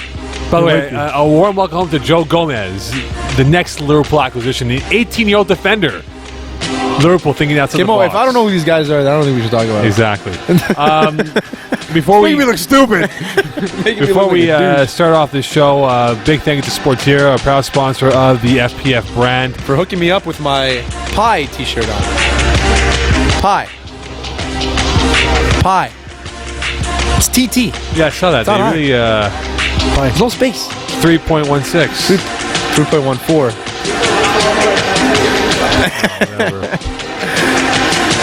Anyway, big thank you to Sportiera Cage here in lovely eastern downtown Laval. PZ, Eagle, Terry, and myself. PZ FPF, Eagle FPF, Terry Tam FPF. Remember, Con 19. It's in the cage. It's in the game. Or if it's in the cage, it's really in the cage. It's really in the cage. It's really in the cage. How about that? Let's dive right into it. The game of the week. This is the week where we actually use the drone. The drone is sick, man. For those who don't know, Ryan Aridi, our star camera editor, uses the drone to broadcast this game. Very cool by him. Let's go through this game here. 2.5 wins, 42-27. Game was over after the first half. Joy Taylor had a fantastic game. 7 TDs. John Moody, 4 TDs, 4 INTs. Longhorns, was it the case of the jitters or the drone that may have altered their game plan as they lost badly? I think it was more jitters than the drone. I don't know if the drone really got in their way. It was kind of high. It was like 20 feet high. Well, think about the noise. Yeah, it's true. The noise is going around. Overall, I just think that they were outmatched. Overall, defense, like I said, Danny Mack had a good rush on John Moody. Didn't really let him do much. They cut out those short routes really quick. All they had was on the outsides throwing it to what's his name? Mr. Allen and Dale Williams. No, Rob Allen was the deep. It was the Dale Williams was one of the key guys. Dale. I mean, they didn't have a lot of outlets, and when they did, they took advantage of them. They scored, right? But for the most part, Dans did a good job of shutting down their offense. So where's the hate? Because we know remember 2 weeks ago? Oh no, Dan's overrated. I also picked the Dans to win this game. Like, I don't know what the hell you guys problem. Because you hated on them. You're like, oh, are you serious, man? 2.5 Dans, man. I don't know. Other than putting them in my top 5, calling them to win this game, and not giving them fellatio is. Well, that Nino was missing. Oh yeah. we also have.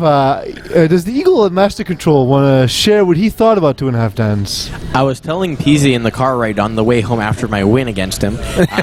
Oh, you won! Good job. Was it a long car ride home? It was for him, not for me. I took off my pants. Take detours. Say, oh, the highway's blocked. Let's take a detour home. Eagles got a smile from ear to ear. I was saying I hate watching them play. They win games. They have a system designed to win in FPF, but oh my God, do I hate watching them. Okay, but you said they were a bad team. I honestly think they are so you don't appreciate winning. They're a bad good team. All right, so you don't appreciate winning. I appreciate winning. I just don't like the way they win. Okay. The question is for you, Terry Tam: are they the best team in Div C then? No. They move up to number 2 in my ranking. So much hate. No, they move up to number 2. So much hate. Why? Why should I put them as number 1 when there's another undefeated team that has actually proven something in this division? Who has GNR beaten so far? GNR has beaten Top Sauce. Oh yeah, it's a real heavyweight right Handled there. Top Sauce. Top I don't know. I can't, top of my head, I don't know who they've beaten. But 2.5 Dans, all they've beaten was Longhorns. But they're in the tougher division. Sure. They beat the Punisher. Sure. 4-1. Cool. Yeah, exactly. Yeah. You're absolutely right. Yeah. Use another word to describe the 2.5 Dans. Team Ethnic. Describing those guys: Hammer, KGP, 30-6. John Brown, 5 TDs, 144 yards passing. Derek Eason, 1 TD, and a solid 4 INTs. Solid. One word to describe Team Ethnic as we are at the halfway point of the year. Team Ethnic. One word to describe them is because they had a good day, but I don't want to take anything away from them. But so we'll say as. I'm going to say not filled up, which is 3 words. They need something on, and I think they just acquired somebody for the second half of their season. I'll give you a word. Radical. Radical, I like it. Radical. Peasy, would you like to use a word to describe Team Ethnic? I'm going to say 30 points. And that's what they need to win games. When they score more than 30, they have a very good record. When they're under 30, then it's just a game that falls apart for them. Reason why I say radical? I'm saying balanced. I changed it. Okay, balanced it is. Radical because they can win it with either their offense or defense. Two extremes coming together. Yeah. They are. I feel like their playoff loss that they had in the winter season kind of gave them the confidence to match up well. 6+R, I believe, had. Well, they actually, no, I believe. I know they played them neck to neck, eventually losing out by 12 points here. But Eagle, Speaking of 6+R and Team Ethnic, one word: multicultural. Multicultural, okay. They should be known as the United Nations, I guess. Or Team Ethnic. Yeah, nice play on words. When you look at the KGP champs, what is wrong with this football team? They used to be the cream of the crop of the lower divisions. Now they look like expired it's food not the on same a shelf. KGP champs that were. It's not the same KGP champs that we're used to watching, though. By that I mean there's no Phil Cutler. Well, he's not Phil throwing. Cutler, but Phil Cutler is the reason why they're winning games at quarterback. You know what I mean? He's not throwing though. It hurts. They have no identity. They have no identity on this team. Derek Eason hasn't been the first quarterback to play this year. No, Soleil and all these guys. You know, I look at them right now, and I don't see them.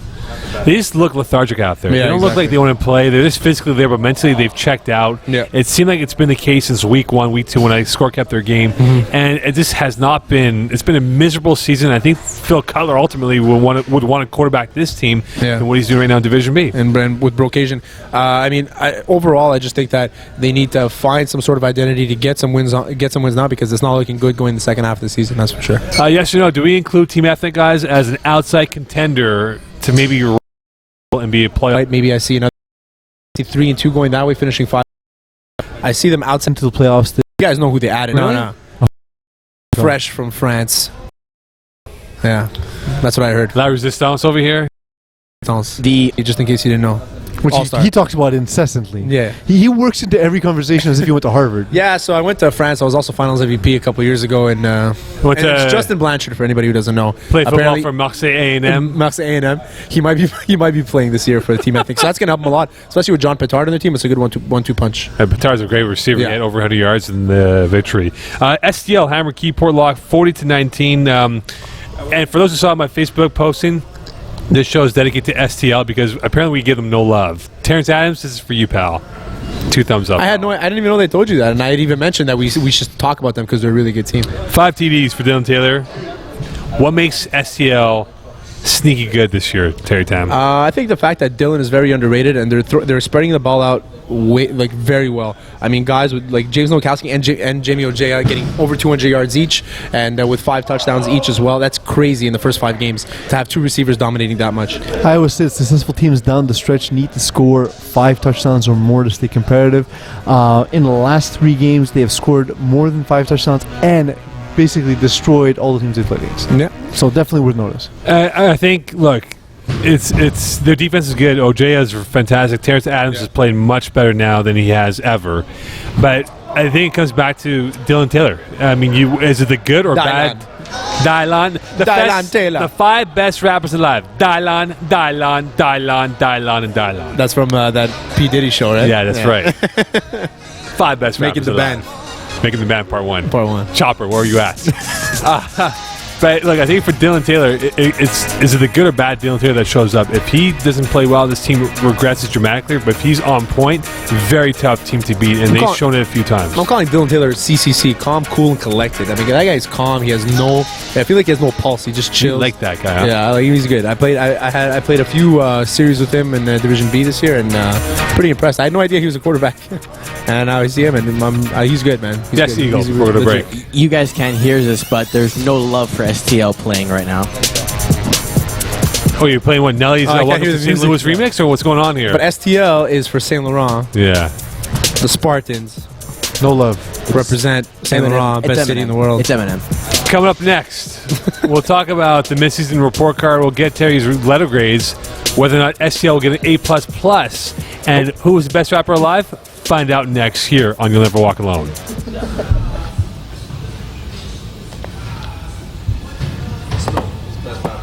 The Audible has been brought to you by the English Montreal School Board's DEAL program. Distance education for all learners will allow you to obtain your high school diploma or prerequisites for SageUp or vocational studies from the comfort of your own home. It's never too late to go back to school.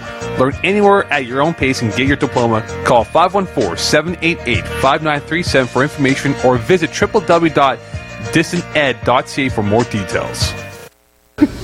Welcome back to Making the Band Part 20.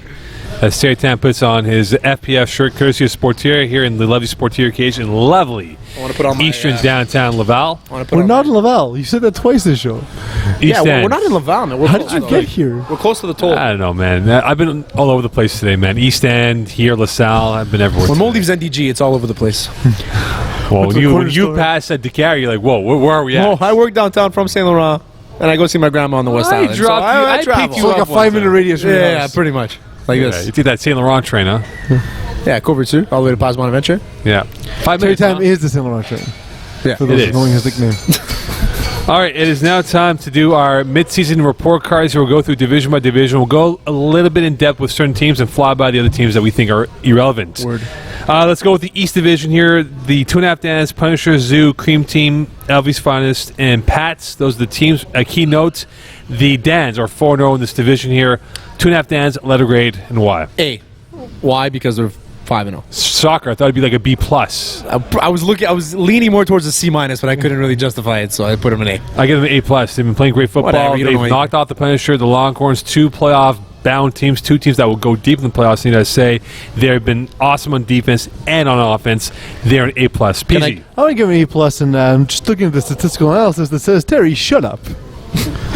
Damn it. I thought you wouldn't see that. Punisher, 4-1. Very good team. Beat Sirworth Heat this past week in Week 5. Your letter grade. B+. I give him a B+. I'm very impressed. I just think that they still have a ways to go to get the top spot in that division. For now. I give them a B right now. They did lose to 2.5 Dans earlier in the season. If they were to play each other this time around, I think it'd be a lot tougher. Not saying that they would beat them. Their defense is sneaky good. They are active in the air when the football's throwing. I like them a lot, making a deep run. A B. PZ, any letter grade? I need to take a shower after I watched them and agreed with your assessment on them, Mokan, because I can't believe I actually agreed with you. But absolutely, they're a fantastic team. To me, they've only lost 2.5 Dans, and they are exceeding expectations. I give them an A-. Just make sure you take a shower before Saturday. Let's go to the That's next my team nod. here. Zoo at 3-2 here. Terry Tam? I got a B-. I mean, this is something that the reason why I got B- at 2 and 3 is because I feel like this is where they are. I mean, they're a mid-tier team. I said at the beginning of the season as well. So I mean, I like where they're going. They can improve a little bit. Yes, Eagle. Just their last game, we actually saw them lose on the last play of the game. There you go. Their DB tipped the ball into the other team's hands in the end zone for the loss. It's a game of inches. Literally for Simon Dagenet. PZ. Yes. Your letter grade, please. I'm going to go ahead. As for those who listen to the Division B podcast, according to the PZ curve, the way I grade teams is when you perform exactly as expected, you get a C. So C for Zoo. That's why you're in the education field. I give them Yeah, a C pretty much. plus for now for Whatever, I don't know Zoo. anymore. They've been up and down. Some big wins, some ugly losses. C plus. Quickly here, guys. Cream Team, Laval's Finest, Patriots. Terry Tam. Let's go through this team. C, D, and D- respectively. So C for Okay. Cream Team. I'm going to say C-, C-, no, sorry, C-, D, and then F for Patriots. Cream Team D, Laval's Finest. I'll give them a C plus because again they've lost some close games this year, and the Pats an F minus. F-. They didn't write their name right. You failed. 0. You had 0. Look, -6, in golf they go -4, -5. which is awesome. But it's the different grading system. But that's a good thing. Yeah, that's what I'm saying. Are we giving letter grades or golf grades? I'm just saying. In which case, I Then give these them guys- +8. Fine, the Pats are triple bogeyed. All right, West. We got Killer Instinct, No Fly Zone, Sirworth Heat, Longhorns, Hitman Retro, West Park Boys, Top Seasons. Instincts have a 3-1 division record at the top of their bracket. Killer Instinct, letter grade. Why? I'm going B-. I'm not that impressed yet with a guy like Granison on the team. Maybe they can do a little bit better. Okay. Their 96 points allowed has me leaning a little bit higher than Terry. I'm going to go ahead and give him A-. B plus. Whatever, man. B plus right now. What do you know? I know quite a bit. I know that the 2.5 Dans are better than your prediction. B- right now, B+ probably for now. They can bandwagon improve much? themselves as they move along here, but they've been stumbling here and there, but they've come away some big victories. No fly zone. Terry Tam. I'm going B+ here. I think that they're better than Killer Instinct are. B+ being there with Eddie the Latin Hustle Martinez, my homeboy. Oh, God. But I got a B+. I think overall they're good with Steve 90210 Sanders. I mean, you can't go wrong. By the way, for those... Sanders, because of this point right here. Which I'll now rebuttal to your Steve Sander thing. His mother is his last name. His mother's last name is Sanders, so it goes hand in hand. 90210, Steve Sanders, 90210. Never watched the show and never will. Hope you do. What I think, actually, to Terry's point, but to disagree with Terry, is I give them a B- because they are better than Killer Instinct, but playing worse. Therefore, B-. I give them a solid A- right now. They have shown a lot to me in the sense that even with some injured players, yes, they did regress, but guys like Sander, Bashars, your boy, Latin Hustle Martinez, they are a team that can definitely be playing in a higher division and could possibly make a deep run this year. Give me that letter grade of A-. Serve with Heat, been up and down this year. Terry Tam. I'm giving them a C just because at the beginning of the year I wasn't a huge fan of them, but then when I saw them play against Hitman Retro, I immediately jumped on their somewhat of a bandwagon. I'm a little upset that they're only 1-4, a little discouraged when it comes to that, but I think Carl Lavallee has what it takes to win to do well. I'm giving them a C just because I think that they've kind of plateaued. Okay, Puzzles. I'm going to go ahead and give them a C+, and it would have been higher. But going from serve with ice to serve with heat makes me think of warm drinks. I think Harlem Heat actually. Serve with Heat. Oh yeah, for sure. That's pretty good. Booker T and Stevie Ray. Sister Sherry. I realized I made a mistake. I said Granison played for Killer Instinct. I meant he played for Punisher. My bad. Look, I guess serve with Heat. I went from before the Tuesday loss, I had them as a B+. Now they're a B-. This has been too inconsistent on offense. They have so much talent to work with. Lavallee being the key guy for them, but they have to be a lot more assertive in being confident in themselves. I think they lose their confidence as the game progresses if they're down. So give me a B- for them moving forward. The Steerburgers, the Longhorns. I'm giving them a B. B just because I thought that they would do a little bit better against the Dans. 3-2. I mean, it's really tough, especially in this division, to be at 3-2. I'm giving them a B. I really think that they should bounce back, but this is where they're going to be, maybe second, third place in the division, making the playoffs and maybe making a run. They'll make playoffs, but right now they're a B-. I just think that, again, they've had some weird losses this year. Fast start. This is arguably the best team they've had in years on paper. They should be a lot better than where they are. They should be at least 4-1, not 3-2, moving into the second half of the season. Bees, quick letter grade? I'm going to go ahead and give them a C-. They've allowed 40 points 3 times this season. That is not a recipe for success. You can't make a good burger that way. I like my steers to be barbecued, actually. Last 3 teams: Hitman Retro, West Park Boys, top seasons. Terry Tam. I'm gonna go Retro at C just because they had a slow start. Now they're catching up. West Park too talented. They're at D. They should be better than 2 and 3. I'm gonna go top season. I said D-. I'm going down to F strictly because I've never seen a team tell me how good they were and then not perform as well as they said they would. So I'm going down to F for top season, especially to you, Akeem. Oh, yeah, the guy who wears the bucket hat. Yeah, looks like he's in 1996. Yeah, the guy who'd rather talk to girls on the sideline than play the game. Yeah, he looks a little soft. The guy who gets mossed every single time. PZ. I'm going to go ahead and say Hitman Retro a D because with the talent of this team, they should be a lot better, but did expect them to be struggling early on. I do think they'll get better. West Park Boys, I'll give a C- too. Top season, I agree. They keep Andel Thompson keeps telling us how good they're going to be, and yet they continue to not be good. Well, they also haven't had a quarterback for. Awesome. They have that. Maybe get a quarterback. Kerr will be their quarterback. Kerr is their quarterback moving forward. Hitman Retro, I'll give them a solid B. They started off slow, but have played better of late. West Park Boys been up and down. I'll give them a D. Top seasons, C-. They have athletes to work with, but if Khalil Kerr will be the quarterback moving forward, as they say he will be, it could definitely be a game changer for them. So give me a C-. All right, on to the West here, guys. Primetime 4-1, game changers, Damps, Team Ethnic, Pres Light, and Keyport Lock. We'll go with primetime. B plus, primetime B plus. Closer to an A. I don't think their offense has exploded as I thought they would be. But I'm closer. I'm going to a B plus on this one. Puzzles. I'm going to say A minus. I like them. I think they're a good team, well built. I think they'll only get better as the season goes on. B minus. They lost to LBB this week. Cherry was chiming at me on Twitter You saying, mean CECERE? whatever.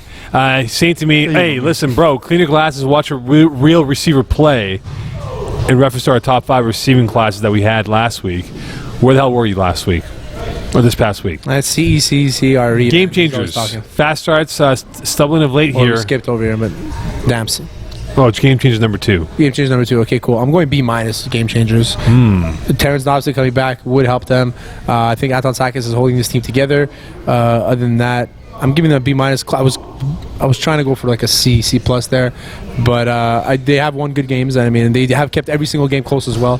So I'm giving them a B minus for that regard. All right. I'm going to say C minus. I thought this team would be better having emerged with Les Malud from last season. I thought there were 2 very good teams, a lot of experience playing together from the youth football days, and I believe LaSalle. As well as LaSalle. So honestly, I actually thought they would be better than they are.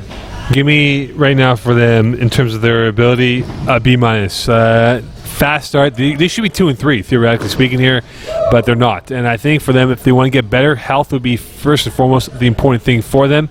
If they're healthy moving forward, they will be upgraded immensely to an A. But right now, I give them that letter grade. Dams 25-8. No Jay Grandson anymore, who is now in the States playing football. Where is he playing? Junior college. Yeah, I saw that post on Facebook. I'm not sure where he's playing though, but somewhere. I saw he was in New York. Yeah. Damn, so I'm giving them a B, just because it was very one-dimensional, but the record still is very well. I mean, it's very good. They played against some good teams and won, so giving them a B, like B on that one. Puzzles? A minus. Done a lot better than I thought. A lot of great athletes on the team. Will get better and better as an FPF team, whether it's this season or next. Trevisan showed me a lot. Rangers showed me a lot. Team showed me a lot without Grandison on Sunday. Give me a solid B for them. I like this team a lot. They have a lot of potential to grow in this FPF world. They could definitely run the table in the second half and potentially be an 8-2 team come playoff time. All right, guys. Team Ethnic, Preds Light, Keep or Lock. Quickly, your grades for them. Ethnic, I'm going B. Preds Light, D. 1 and 4. And Keyport, I'm going F just because of expectations. I think that I'm giving Preds Light a D at expectations because I thought they would do a little bit better, and Keyport F at expectations because I really thought that their offense could be very explosive, but it hasn't been this year. All right, Pizzles. Same for me, except that Preds Light, I had high expectations for them as well, so I will go F for Preds Light as well. Also because they have J-Flow. Team Ethnic, a solid C right now. Preds Light, a D, and Keep or Lock, an F minus minus. F minus minus, huh? Yes. West Division here, last division. Showed up That's to a class quadruple bogey. and set his desk on fire. And then urinated all over the desk. Showed up to the wrong class. Wrong class. And his desk on fire. Someone else's desk on fire. Grip and Rip, STL, Brotherhood, Snatchers, LBB, Top Sauce, KGB, Chaps. Top sauce. GNR. A plus. I don't have to say much more. Okay, likewise. Puzzles. Yeah, A plus. I thought they should have been Division B. So for playing in lower competition, have fun, guys. STL. I'm going A, man. I really like this team going forward. I really do. Explosive offense, well balanced. Dylan knows that offense very well. You can tell they played together for a long time. B right now. As I said before, and you can tell the fans are really happy with my letter like B. your rating. Hey, really happy. Like your rating. Somebody who hates STLs in this crowd. Yeah, You exactly. went lower than Terry. I'm gonna agree with Terry. I think it's an A. I didn't expect that much coming into the season, so well done. It's all on Dylan Taylor, guys. If it's a good or bad Dylan Taylor that shows up every week. If it's bad, forget about it. It's over for them. Receivers, he has good enough receivers to bail him out and a good enough defense to help him win a game. Brotherhood, a team we can't figure out at 2 and 3. C minus. C minus. Sketchy quarterback play at the beginning of the year. No identity. I mean, the losing weird games and winning 2 weird games. I mean, it's just, I can't figure them out, so I'm giving them a C minus because I don't know what the hell's going on. I'm gonna say C minus because that's what we're doing now.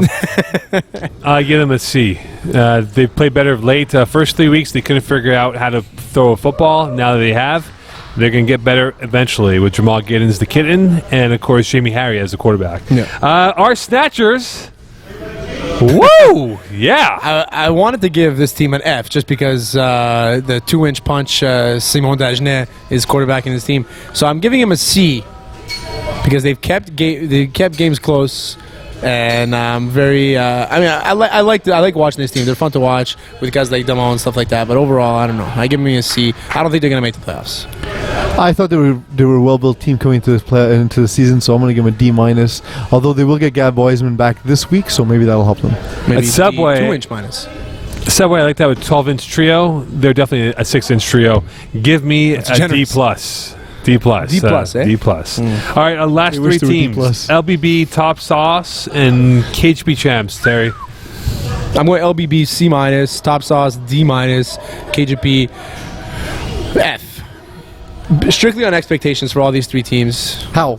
You knew Phil Cutler wasn't throwing for KGP. But Phil Cutler's still playing, though. Phil But he's Cutler's not also has throwing. the most tackles in the history of FPF. Awesome, but In he's any not case, throwing. he's a good defensive player. I don't know. His what- defense was honestly, he might be up there. You could, because I think Matt brought it up the other day. But anyway, that was a comparison. But I think he has a lot of tackles. He's a very good defense. He's a very good receiver too. Don't get me wrong. They started the season off with Liam filling in for Phil. You figured they would have one win. They don't. That's why I'm giving him an F. I'm going to go CCC. It's exactly what I expected from all these teams. Libre, they keep challenging themselves and playing in higher divisions. Congrats to them. Look, they're learning a lot. Top Sauce, I'm not impressed. I'm gonna change my Top Sauce to D, maybe because they should have been in Div D. Nice. Or Div F. For the letter F, I'll give them. Or Div D. For the letter D, that you'll give them. Who's giving them D? This is awkward. A little bit awkward.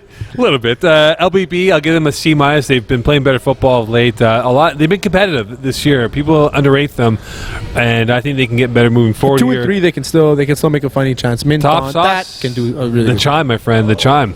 Top Sauce, I'll give them a D+. They've been a lot more competitive the last 2 weeks than they were in the first 3 weeks. Maybe because Eagle wasn't there on Sunday. Maybe I don't because they know. weren't losing 41-0. Maybe. Or having almost 30 incompletions. I hope you like the chocolate milk, by the way. It was delicious. Yeah, thank you. KGP Champs, I'll give them an F. All right, guys. One team, no explanation, one team that will collapse that's holding a playoff spot moving forward. Ready? Yeah, I'm ready. I'm going. I'm gonna go. Please, brace yourself, I'm going Terry. Killer Instinct on this one. Okay. One team here, PC. Served with heat. Okay, fair enough. I'm going to say STL. Ooh. Yeah. Oh, you like that, huh? No Yeah. love. You're jumping on. No, they're gonna collapse. That's what I'm saying. Yeah. You're jumping off the bandwagon. Yeah, I am jumping on. I never was on the I thought you were gonna chill with me there. You know, I No. thought we were gonna have a couple brewskis. No. Speaking of brewskis, it is time for picks of the week. In a game between Served with Heat and Brotherhood, the Brotherhood are favored by 3.5 points. Terry Tam, what is your pick? I'm gonna take Served with Heat for the win. Give me Harlem Heat to win. I consulted with Mo Khan's personal bookie, and in the game between STL and Game Changers, he said 2.5 points to STL, but smart money was on Game Changers. That's correct. I'm going STL on this one. Just answered it. Game Changers. I'm going STL to So Mo Khan does in cover fact as well. listen to his bookie. Yeah. In a game between Thompson Sisson and the Zoo are favored at 4.5 points. Zoo. All right, Terry Tam. Taking the points as well. Top Seasons. Top Sisson. All right, and our final game, perhaps some may think would be the most competitive game this week, but It's my finals right here. it may in fact be a blowout, as experts are predicting that it is an 8.5 point spread between. Who the hell are these GNR. experts, man? It's 3 blind men. Very accurate. 8.5 points for GNR. I like that. At least they put it for GNR. But where the hell are they getting the spread? I'm putting this as a push 0.5. I'm changing it. I'm putting a side bet on there, and I'm taking GNR. Actually, No, you can't put props. Changing in it. this. No, you I think can't. the actual you're on side it? bet, Okay, yeah, you're on it? Okay, I'm then. going prime time to win this game, and that's just it. I think they have more. LaSalle has grit. this game It at all depends on 8.5, who's wearing okay? the pennies. That's Two green true. jerseys. Yeah, that's true. Okay, betting for money is illegal, but if you would put money It to is help you pay Ramadan, for right, Saturday, actually. It is Ramadan. Give me GNR to win and cover. What did you learn Wait, today's episode? cover the 0.5 or the 8.5? 8.5. Okay. So the 8.5. wrong spread. Yes. What did you learn on today's episode? I learned two things. I learned that it is Ramadan, and that Simon Dagenet is not as much of a man as we thought. All right, Eagle. I learned that Mokan makes good on his bets. Thank you for the 1% chocolate milk. Yes. 1%, eh? I hope you make good on our 1% end of, your end of the deal, my friend. Oh yeah. So that means it is a confirmation. It is a confirmation.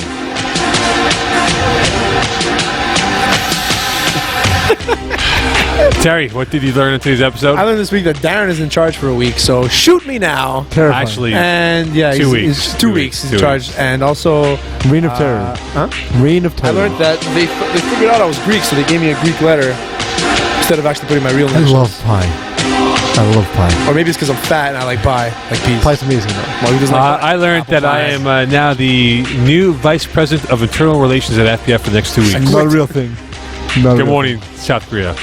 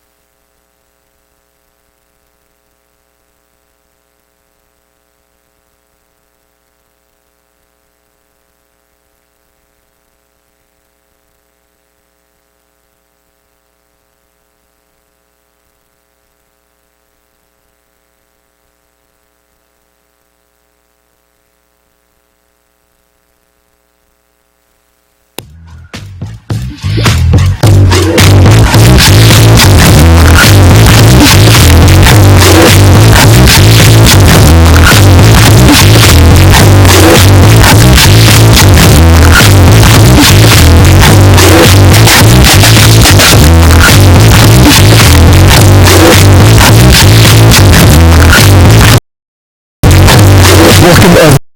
You are now watching and listening to Calling Flagship Show, podcast to say it all, the grand Kentucky Derby, like straight up stole it, absolutely, just like the company.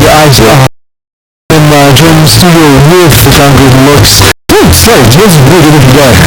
Okay, we have to give it that. Yeah, absolutely. We will say, you're joined by Simon Dajny. You can tweet him at Dajny FPF. To my left is the Jersey director, producer. He's showcasing new swag that we brought as FPF flag media members. If you have not yet brought a jersey, make sure you do so.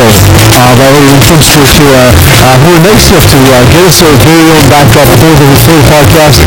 They, of course, are official jersey sponsors. Remember, it's in the game. It's in the cage. It's getting worse to start. I keep forgetting what it is. Simon Dajny being portrayed as the picture, of course, by producer Mokan. If you want to tweet him nasty things, you can do it by tweeting at Mokan19, as he is not, in fact, Company Man. Company Man is the Eagle Master Control. He can tweet at Eagle FPF, so if you want to keep the riot show live, let me do that. This is the longest introduction. It's longer than the freaking episodes. Yeah, it was. I'm a long-winded guy. I'm known for how long I am. Simo, thank you for joining us on short notice. For those of you who don't know, for no one outside this room, basically, just to Simo, and say, oh, by the way, you're joining me on the blue. He was not ready, but I think just his knowledge of the league will help him get through today. Getting through week after week is tyrants. They win another one, 33-19. I've been critical of George McTavish in the past. What has got him playing for Zebra? He would just do well for this competition. He's been playing football for a very long time. This is a team that has been playing in FPF for a very long time. They also play Outdoors League. It's a well-known team around. They have very good players, and the two brothers they have are very, very good. I forgot their name, I'm sorry. Kalazakis. Thank you, sir. And their quarterback also, he has good days, bad days. He's known for his bad days more than his good days, but I believe last week was one of his good days. When he's on, Tyrants win games, and they're good at what they do, and they're not to be underestimated. The Tyrants have not beaten any team with a winning record. Are they good, or are they a product of their schedule at this point? I think they're good. I think they play well. They do make mistakes, so they have to catch up on their own mistakes sometimes, which could be frustrating for some players. But I do believe in the Tyrants and Div D. I think it's the right fit for the right division, and I think they're going to surprise a few teams in the second half. One thing to look at here for George Nicataris, I mean, as a quarterback, his career highs was in winter 2013, 30 TDs, 20 INTs. Now, of course, this year he's had one multi-INT game, which was 2 weeks ago when he threw 3 INTs. He's averaged 1 INT per game here. I wonder, can he cut down on that and have almost a near-perfect game by not throwing any INTs in a football match? I think that would be key. Already cutting down 2-1 a game has been impressive, but if he can remove the mistakes from his game, it would have helped them, for example, in a game where they lost against formerly teamless. But honestly, I think that's the one thing holding him back from being at that next level. But he's played good enough to win. For PMS, without Patrick Pilote, the offense looks stagnant. Do you think they can win games without him, Simon? Without him, I feel like they're missing playmakers. I feel like there's a hole. He fills that hole in defense that. It's so great, I know. But he's been playing really well. Honestly, like he's that key defender, he's that key receiver on offense. I believe he's their one playmaker that they rely a lot on, and if he's absent, the team just feels like they're looking around for someone to do something. Like they're missing that one guy to do the play to keep the momentum up, and that's speed up for them. Absolutely, and in another game, one of the closest games this weekend, we saw Les Affreux beating These Nuts. These Nuts. 39-37. So, Simon, you were there for this game. What are your impressions? It was a great game from top to bottom. Top to bottom. Seriously, are you doing this on purpose? But Jonathan Amir played really, really well. I think he completed the 28 passes. 28-34, 225 yards and 6 touchdowns. He had a great night. The only mistake they did was to let Dumont throw a pass. He's my teammate. That was a better pass than you, actually. Debatable. He's my teammate, so I can throw him under the bus if I want to. They were in the red zone. They went for a trick play. They usually do on converts. Dumont threw a bad floater, picked off. It almost cost it off the game, but their defense stepped it up, and they actually managed to win. Just a key note for Les. Lost Bruno Pelletier the remainder of the season.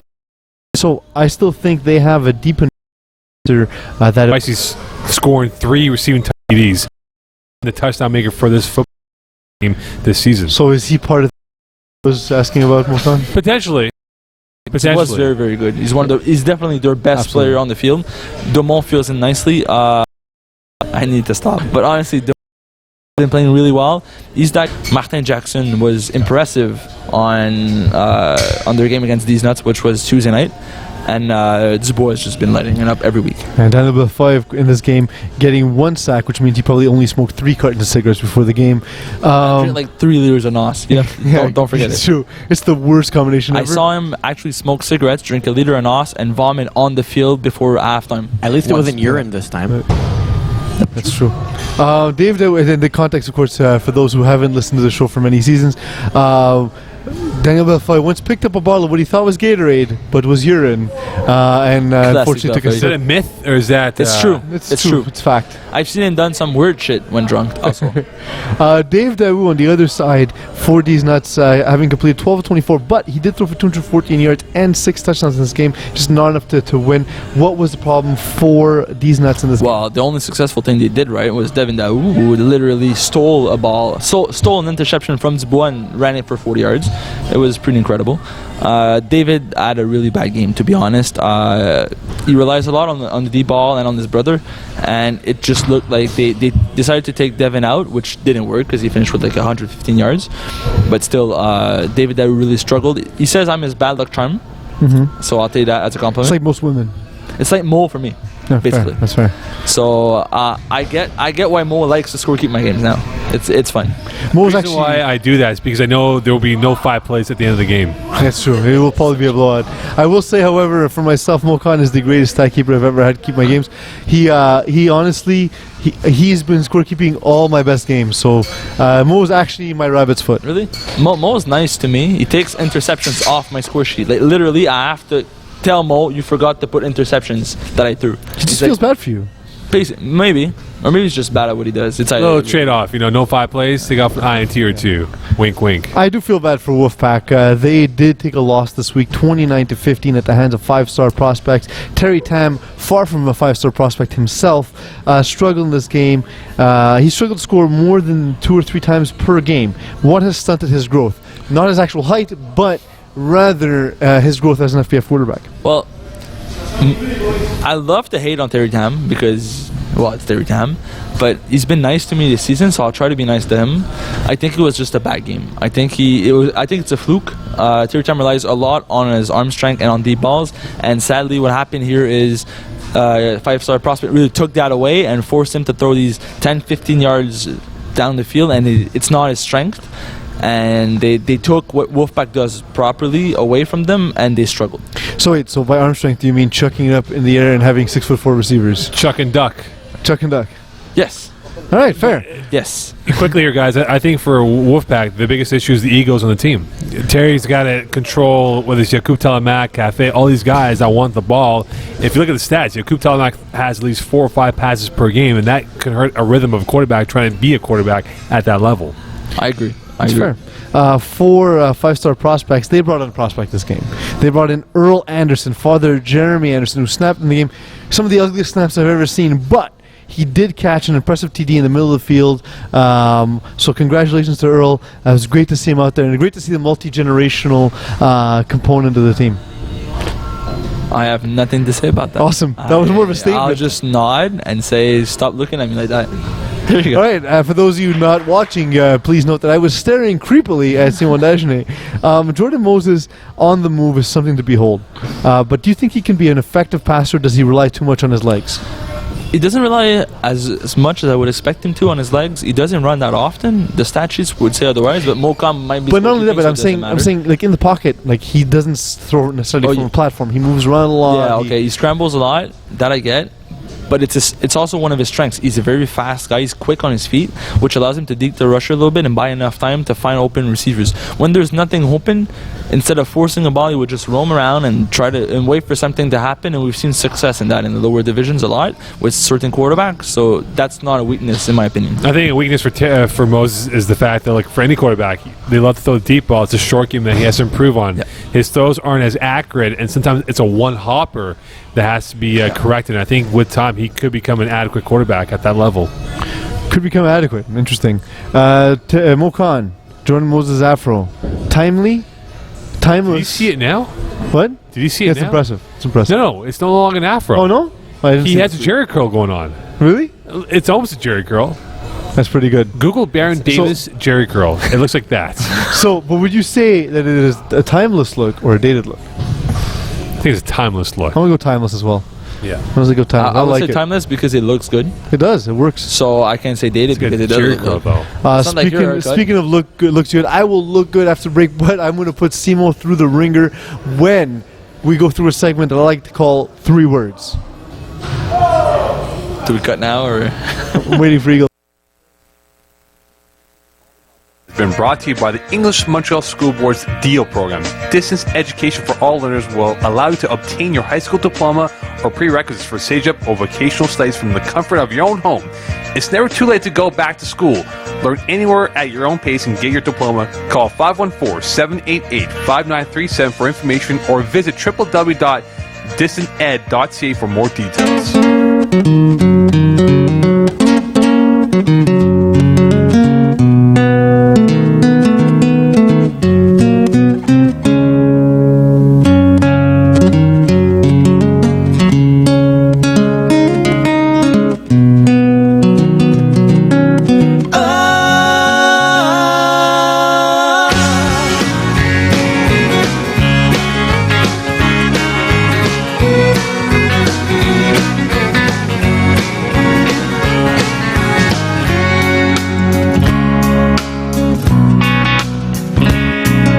Sweet tea, pecan pie, and homemade wine. I've been counted in by Eagle, who obviously doesn't read the script and doesn't listen to what I prescribe for music. He's bad at math, so like you're asking seriously. him to count down things. You it's- said fried chicken by. I said that? Chicken Fry by Zach Conrad. This is it. You play the PFP Yep. song? Nope. Yep. All right, so anyway. This is it. Nope, it's This not. is totally it. It's really not. But thank you, Eagle, for your finest efforts, which apparently aren't that great. Thank you, everyone, for listening and perhaps watching Calling the Audible, the flagship show of the FPF Podcast Network.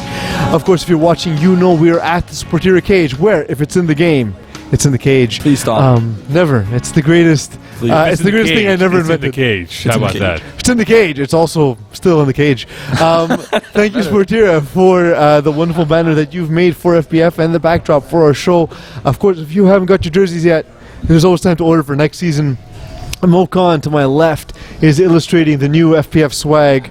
And he wants to Eagle is asking to show the backside. There it is, monogrammed is FPF. For those of you watching and not having it in full screen, that would be a good time to do it. But quickly go back to half screen as we show the faces Simon Dagenet, who is our co-host this week. He can be followed at Dagenet FPF. Remember, if you want to tweet the show live, you can do so by tweeting at Eagle FPF. So this is the segment called 3 Words. I will list each team in every division, in every conference in this division, and I will ask you to pick 3 words that defines them. Oh, that's fair. It needs to be either A, accurate, B, inaccurate, C, sexually inappropriate. Wait, I thought I was picking the words. You're picking the words. Has to be one of those 3 categories. Oh, okay. I thought I had to say one of these. All of them are okay. Because you're so precise when you describe things. Never. Are prepositions words in this context? Yes. So, it's, the. Exactly. Oh, man, that's gonna suck. That's gonna suck. So let's move 3 on. words. I like it. So 3 words. 5-star prospects. Jordan Moses' feet. Jordan Moses' feet. Got it. DG Goons. I don't know. Diablos. 3-man army. Global Gym Purple Cobras. Dan's bad side. 2.5 wannabes. Nice. I like that one. Yeah, that's more than 3. You cheated. Disqualified. Number. 2H wannabe. Part of my swag. I would say you are not pardoned, but that's more than 3 words. So let's move on. All right. Show me your TDs, which are not aptly named because they're not scoring. No offense. Adana. All right. I'm going to start calling him that when I text him. No offense at all. Hot Boys Hotline. I'm going to call them the lucky team. No. Eagle. No, they're fast. Like I was impressed by the speed they had. That's all they have, but they're fast, and they have Bird. That's fair. Formerly teamless. Too many Fs. Fair. Next. Mokan. Formerly. Looking good. Fair. Change name, guys. If ing is a word, then looking good works. Tyrants. I have to go with two-man army. All right. Bronx Bombers. They're great. Crimson Tide. Brent Calendar sucks. That's very accurate. Brent Calendar's washed. That's Brent Calendar's team? Yeah. Oh, yeah. That's all it is. That's Brent's team? Brent has literally no hands whatsoever. I just had to put it out there. I saw him drop 3 passes on 3 targets, which 2 were interceptions. He's the worst pass catcher in FPF. 3 more words for Brent. Brent is chubby. It's true. He's putting up the chub. Maybe that's why I didn't bring you the cake, Brent Calendar. Fake fisherman. Even the crowd agrees. Wolfpack.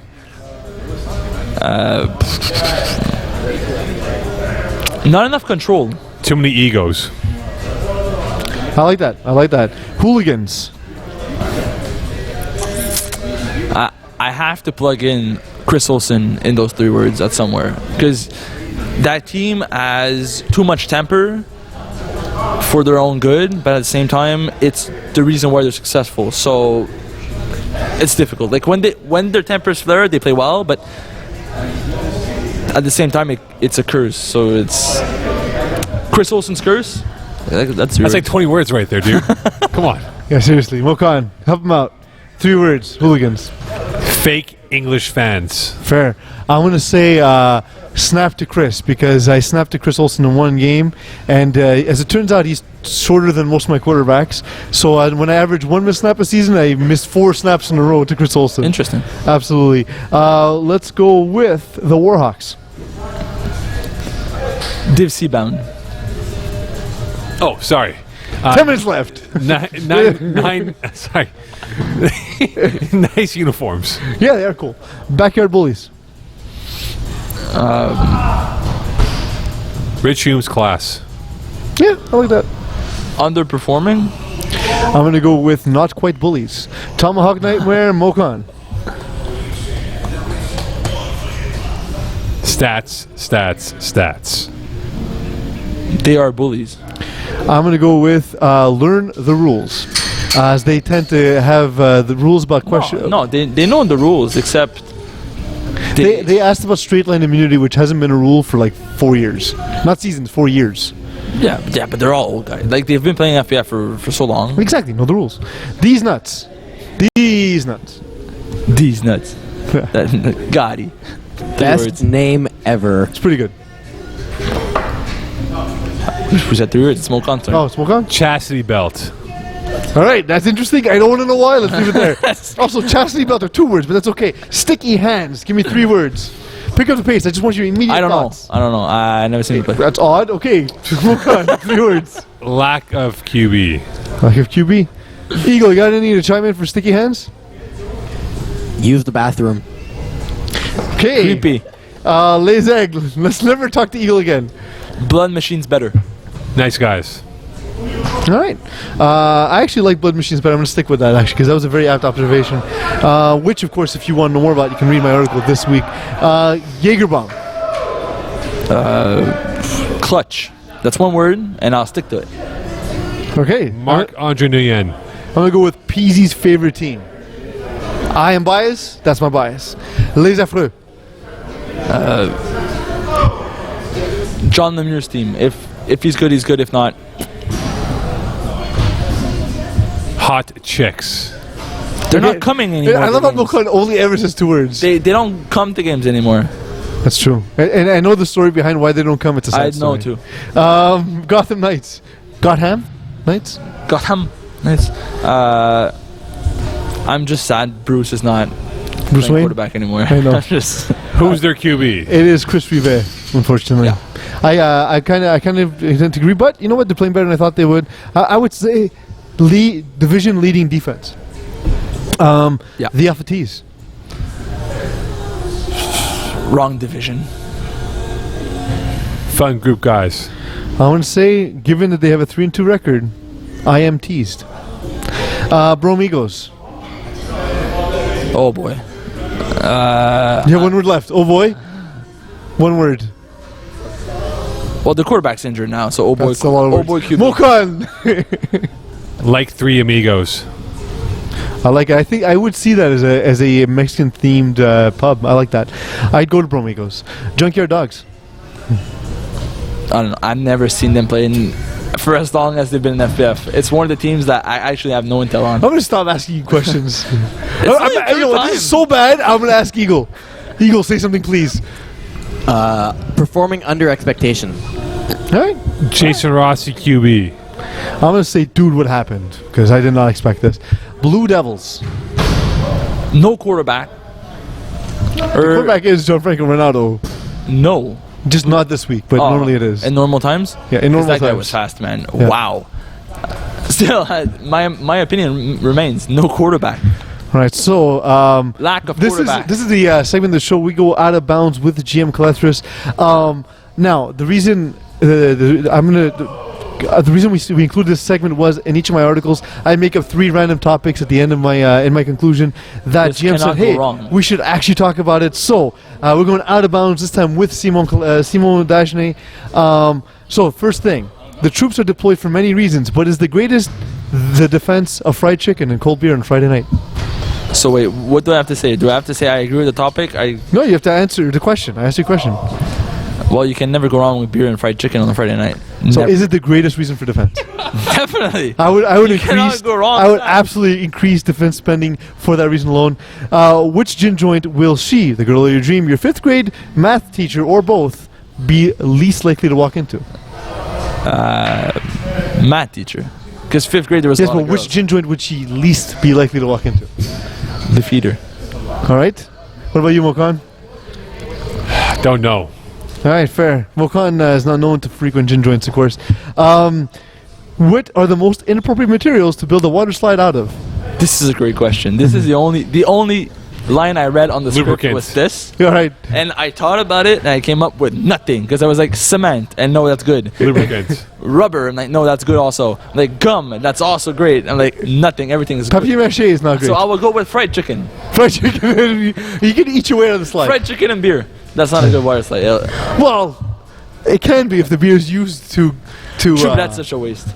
A roll of sandpaper and Tabasco sauce. That's pretty bad. MK, any feedback? Most inappropriate materials to build a water slide. Lubricant. Yeah, but that's good. But just lubricant, nothing to slide, just lubricant. And that's it. That's the one material. All right, that's it. This week, I'm going to go for 2. First of all, for those of you who read the article, you'll know, of course, that my mid-season breakdown is coming out on PZ's Playbook this week. I'm going to break down all your teams, whether you live up to expectations, whether you play like Simon Dagenet, or somewhere in between.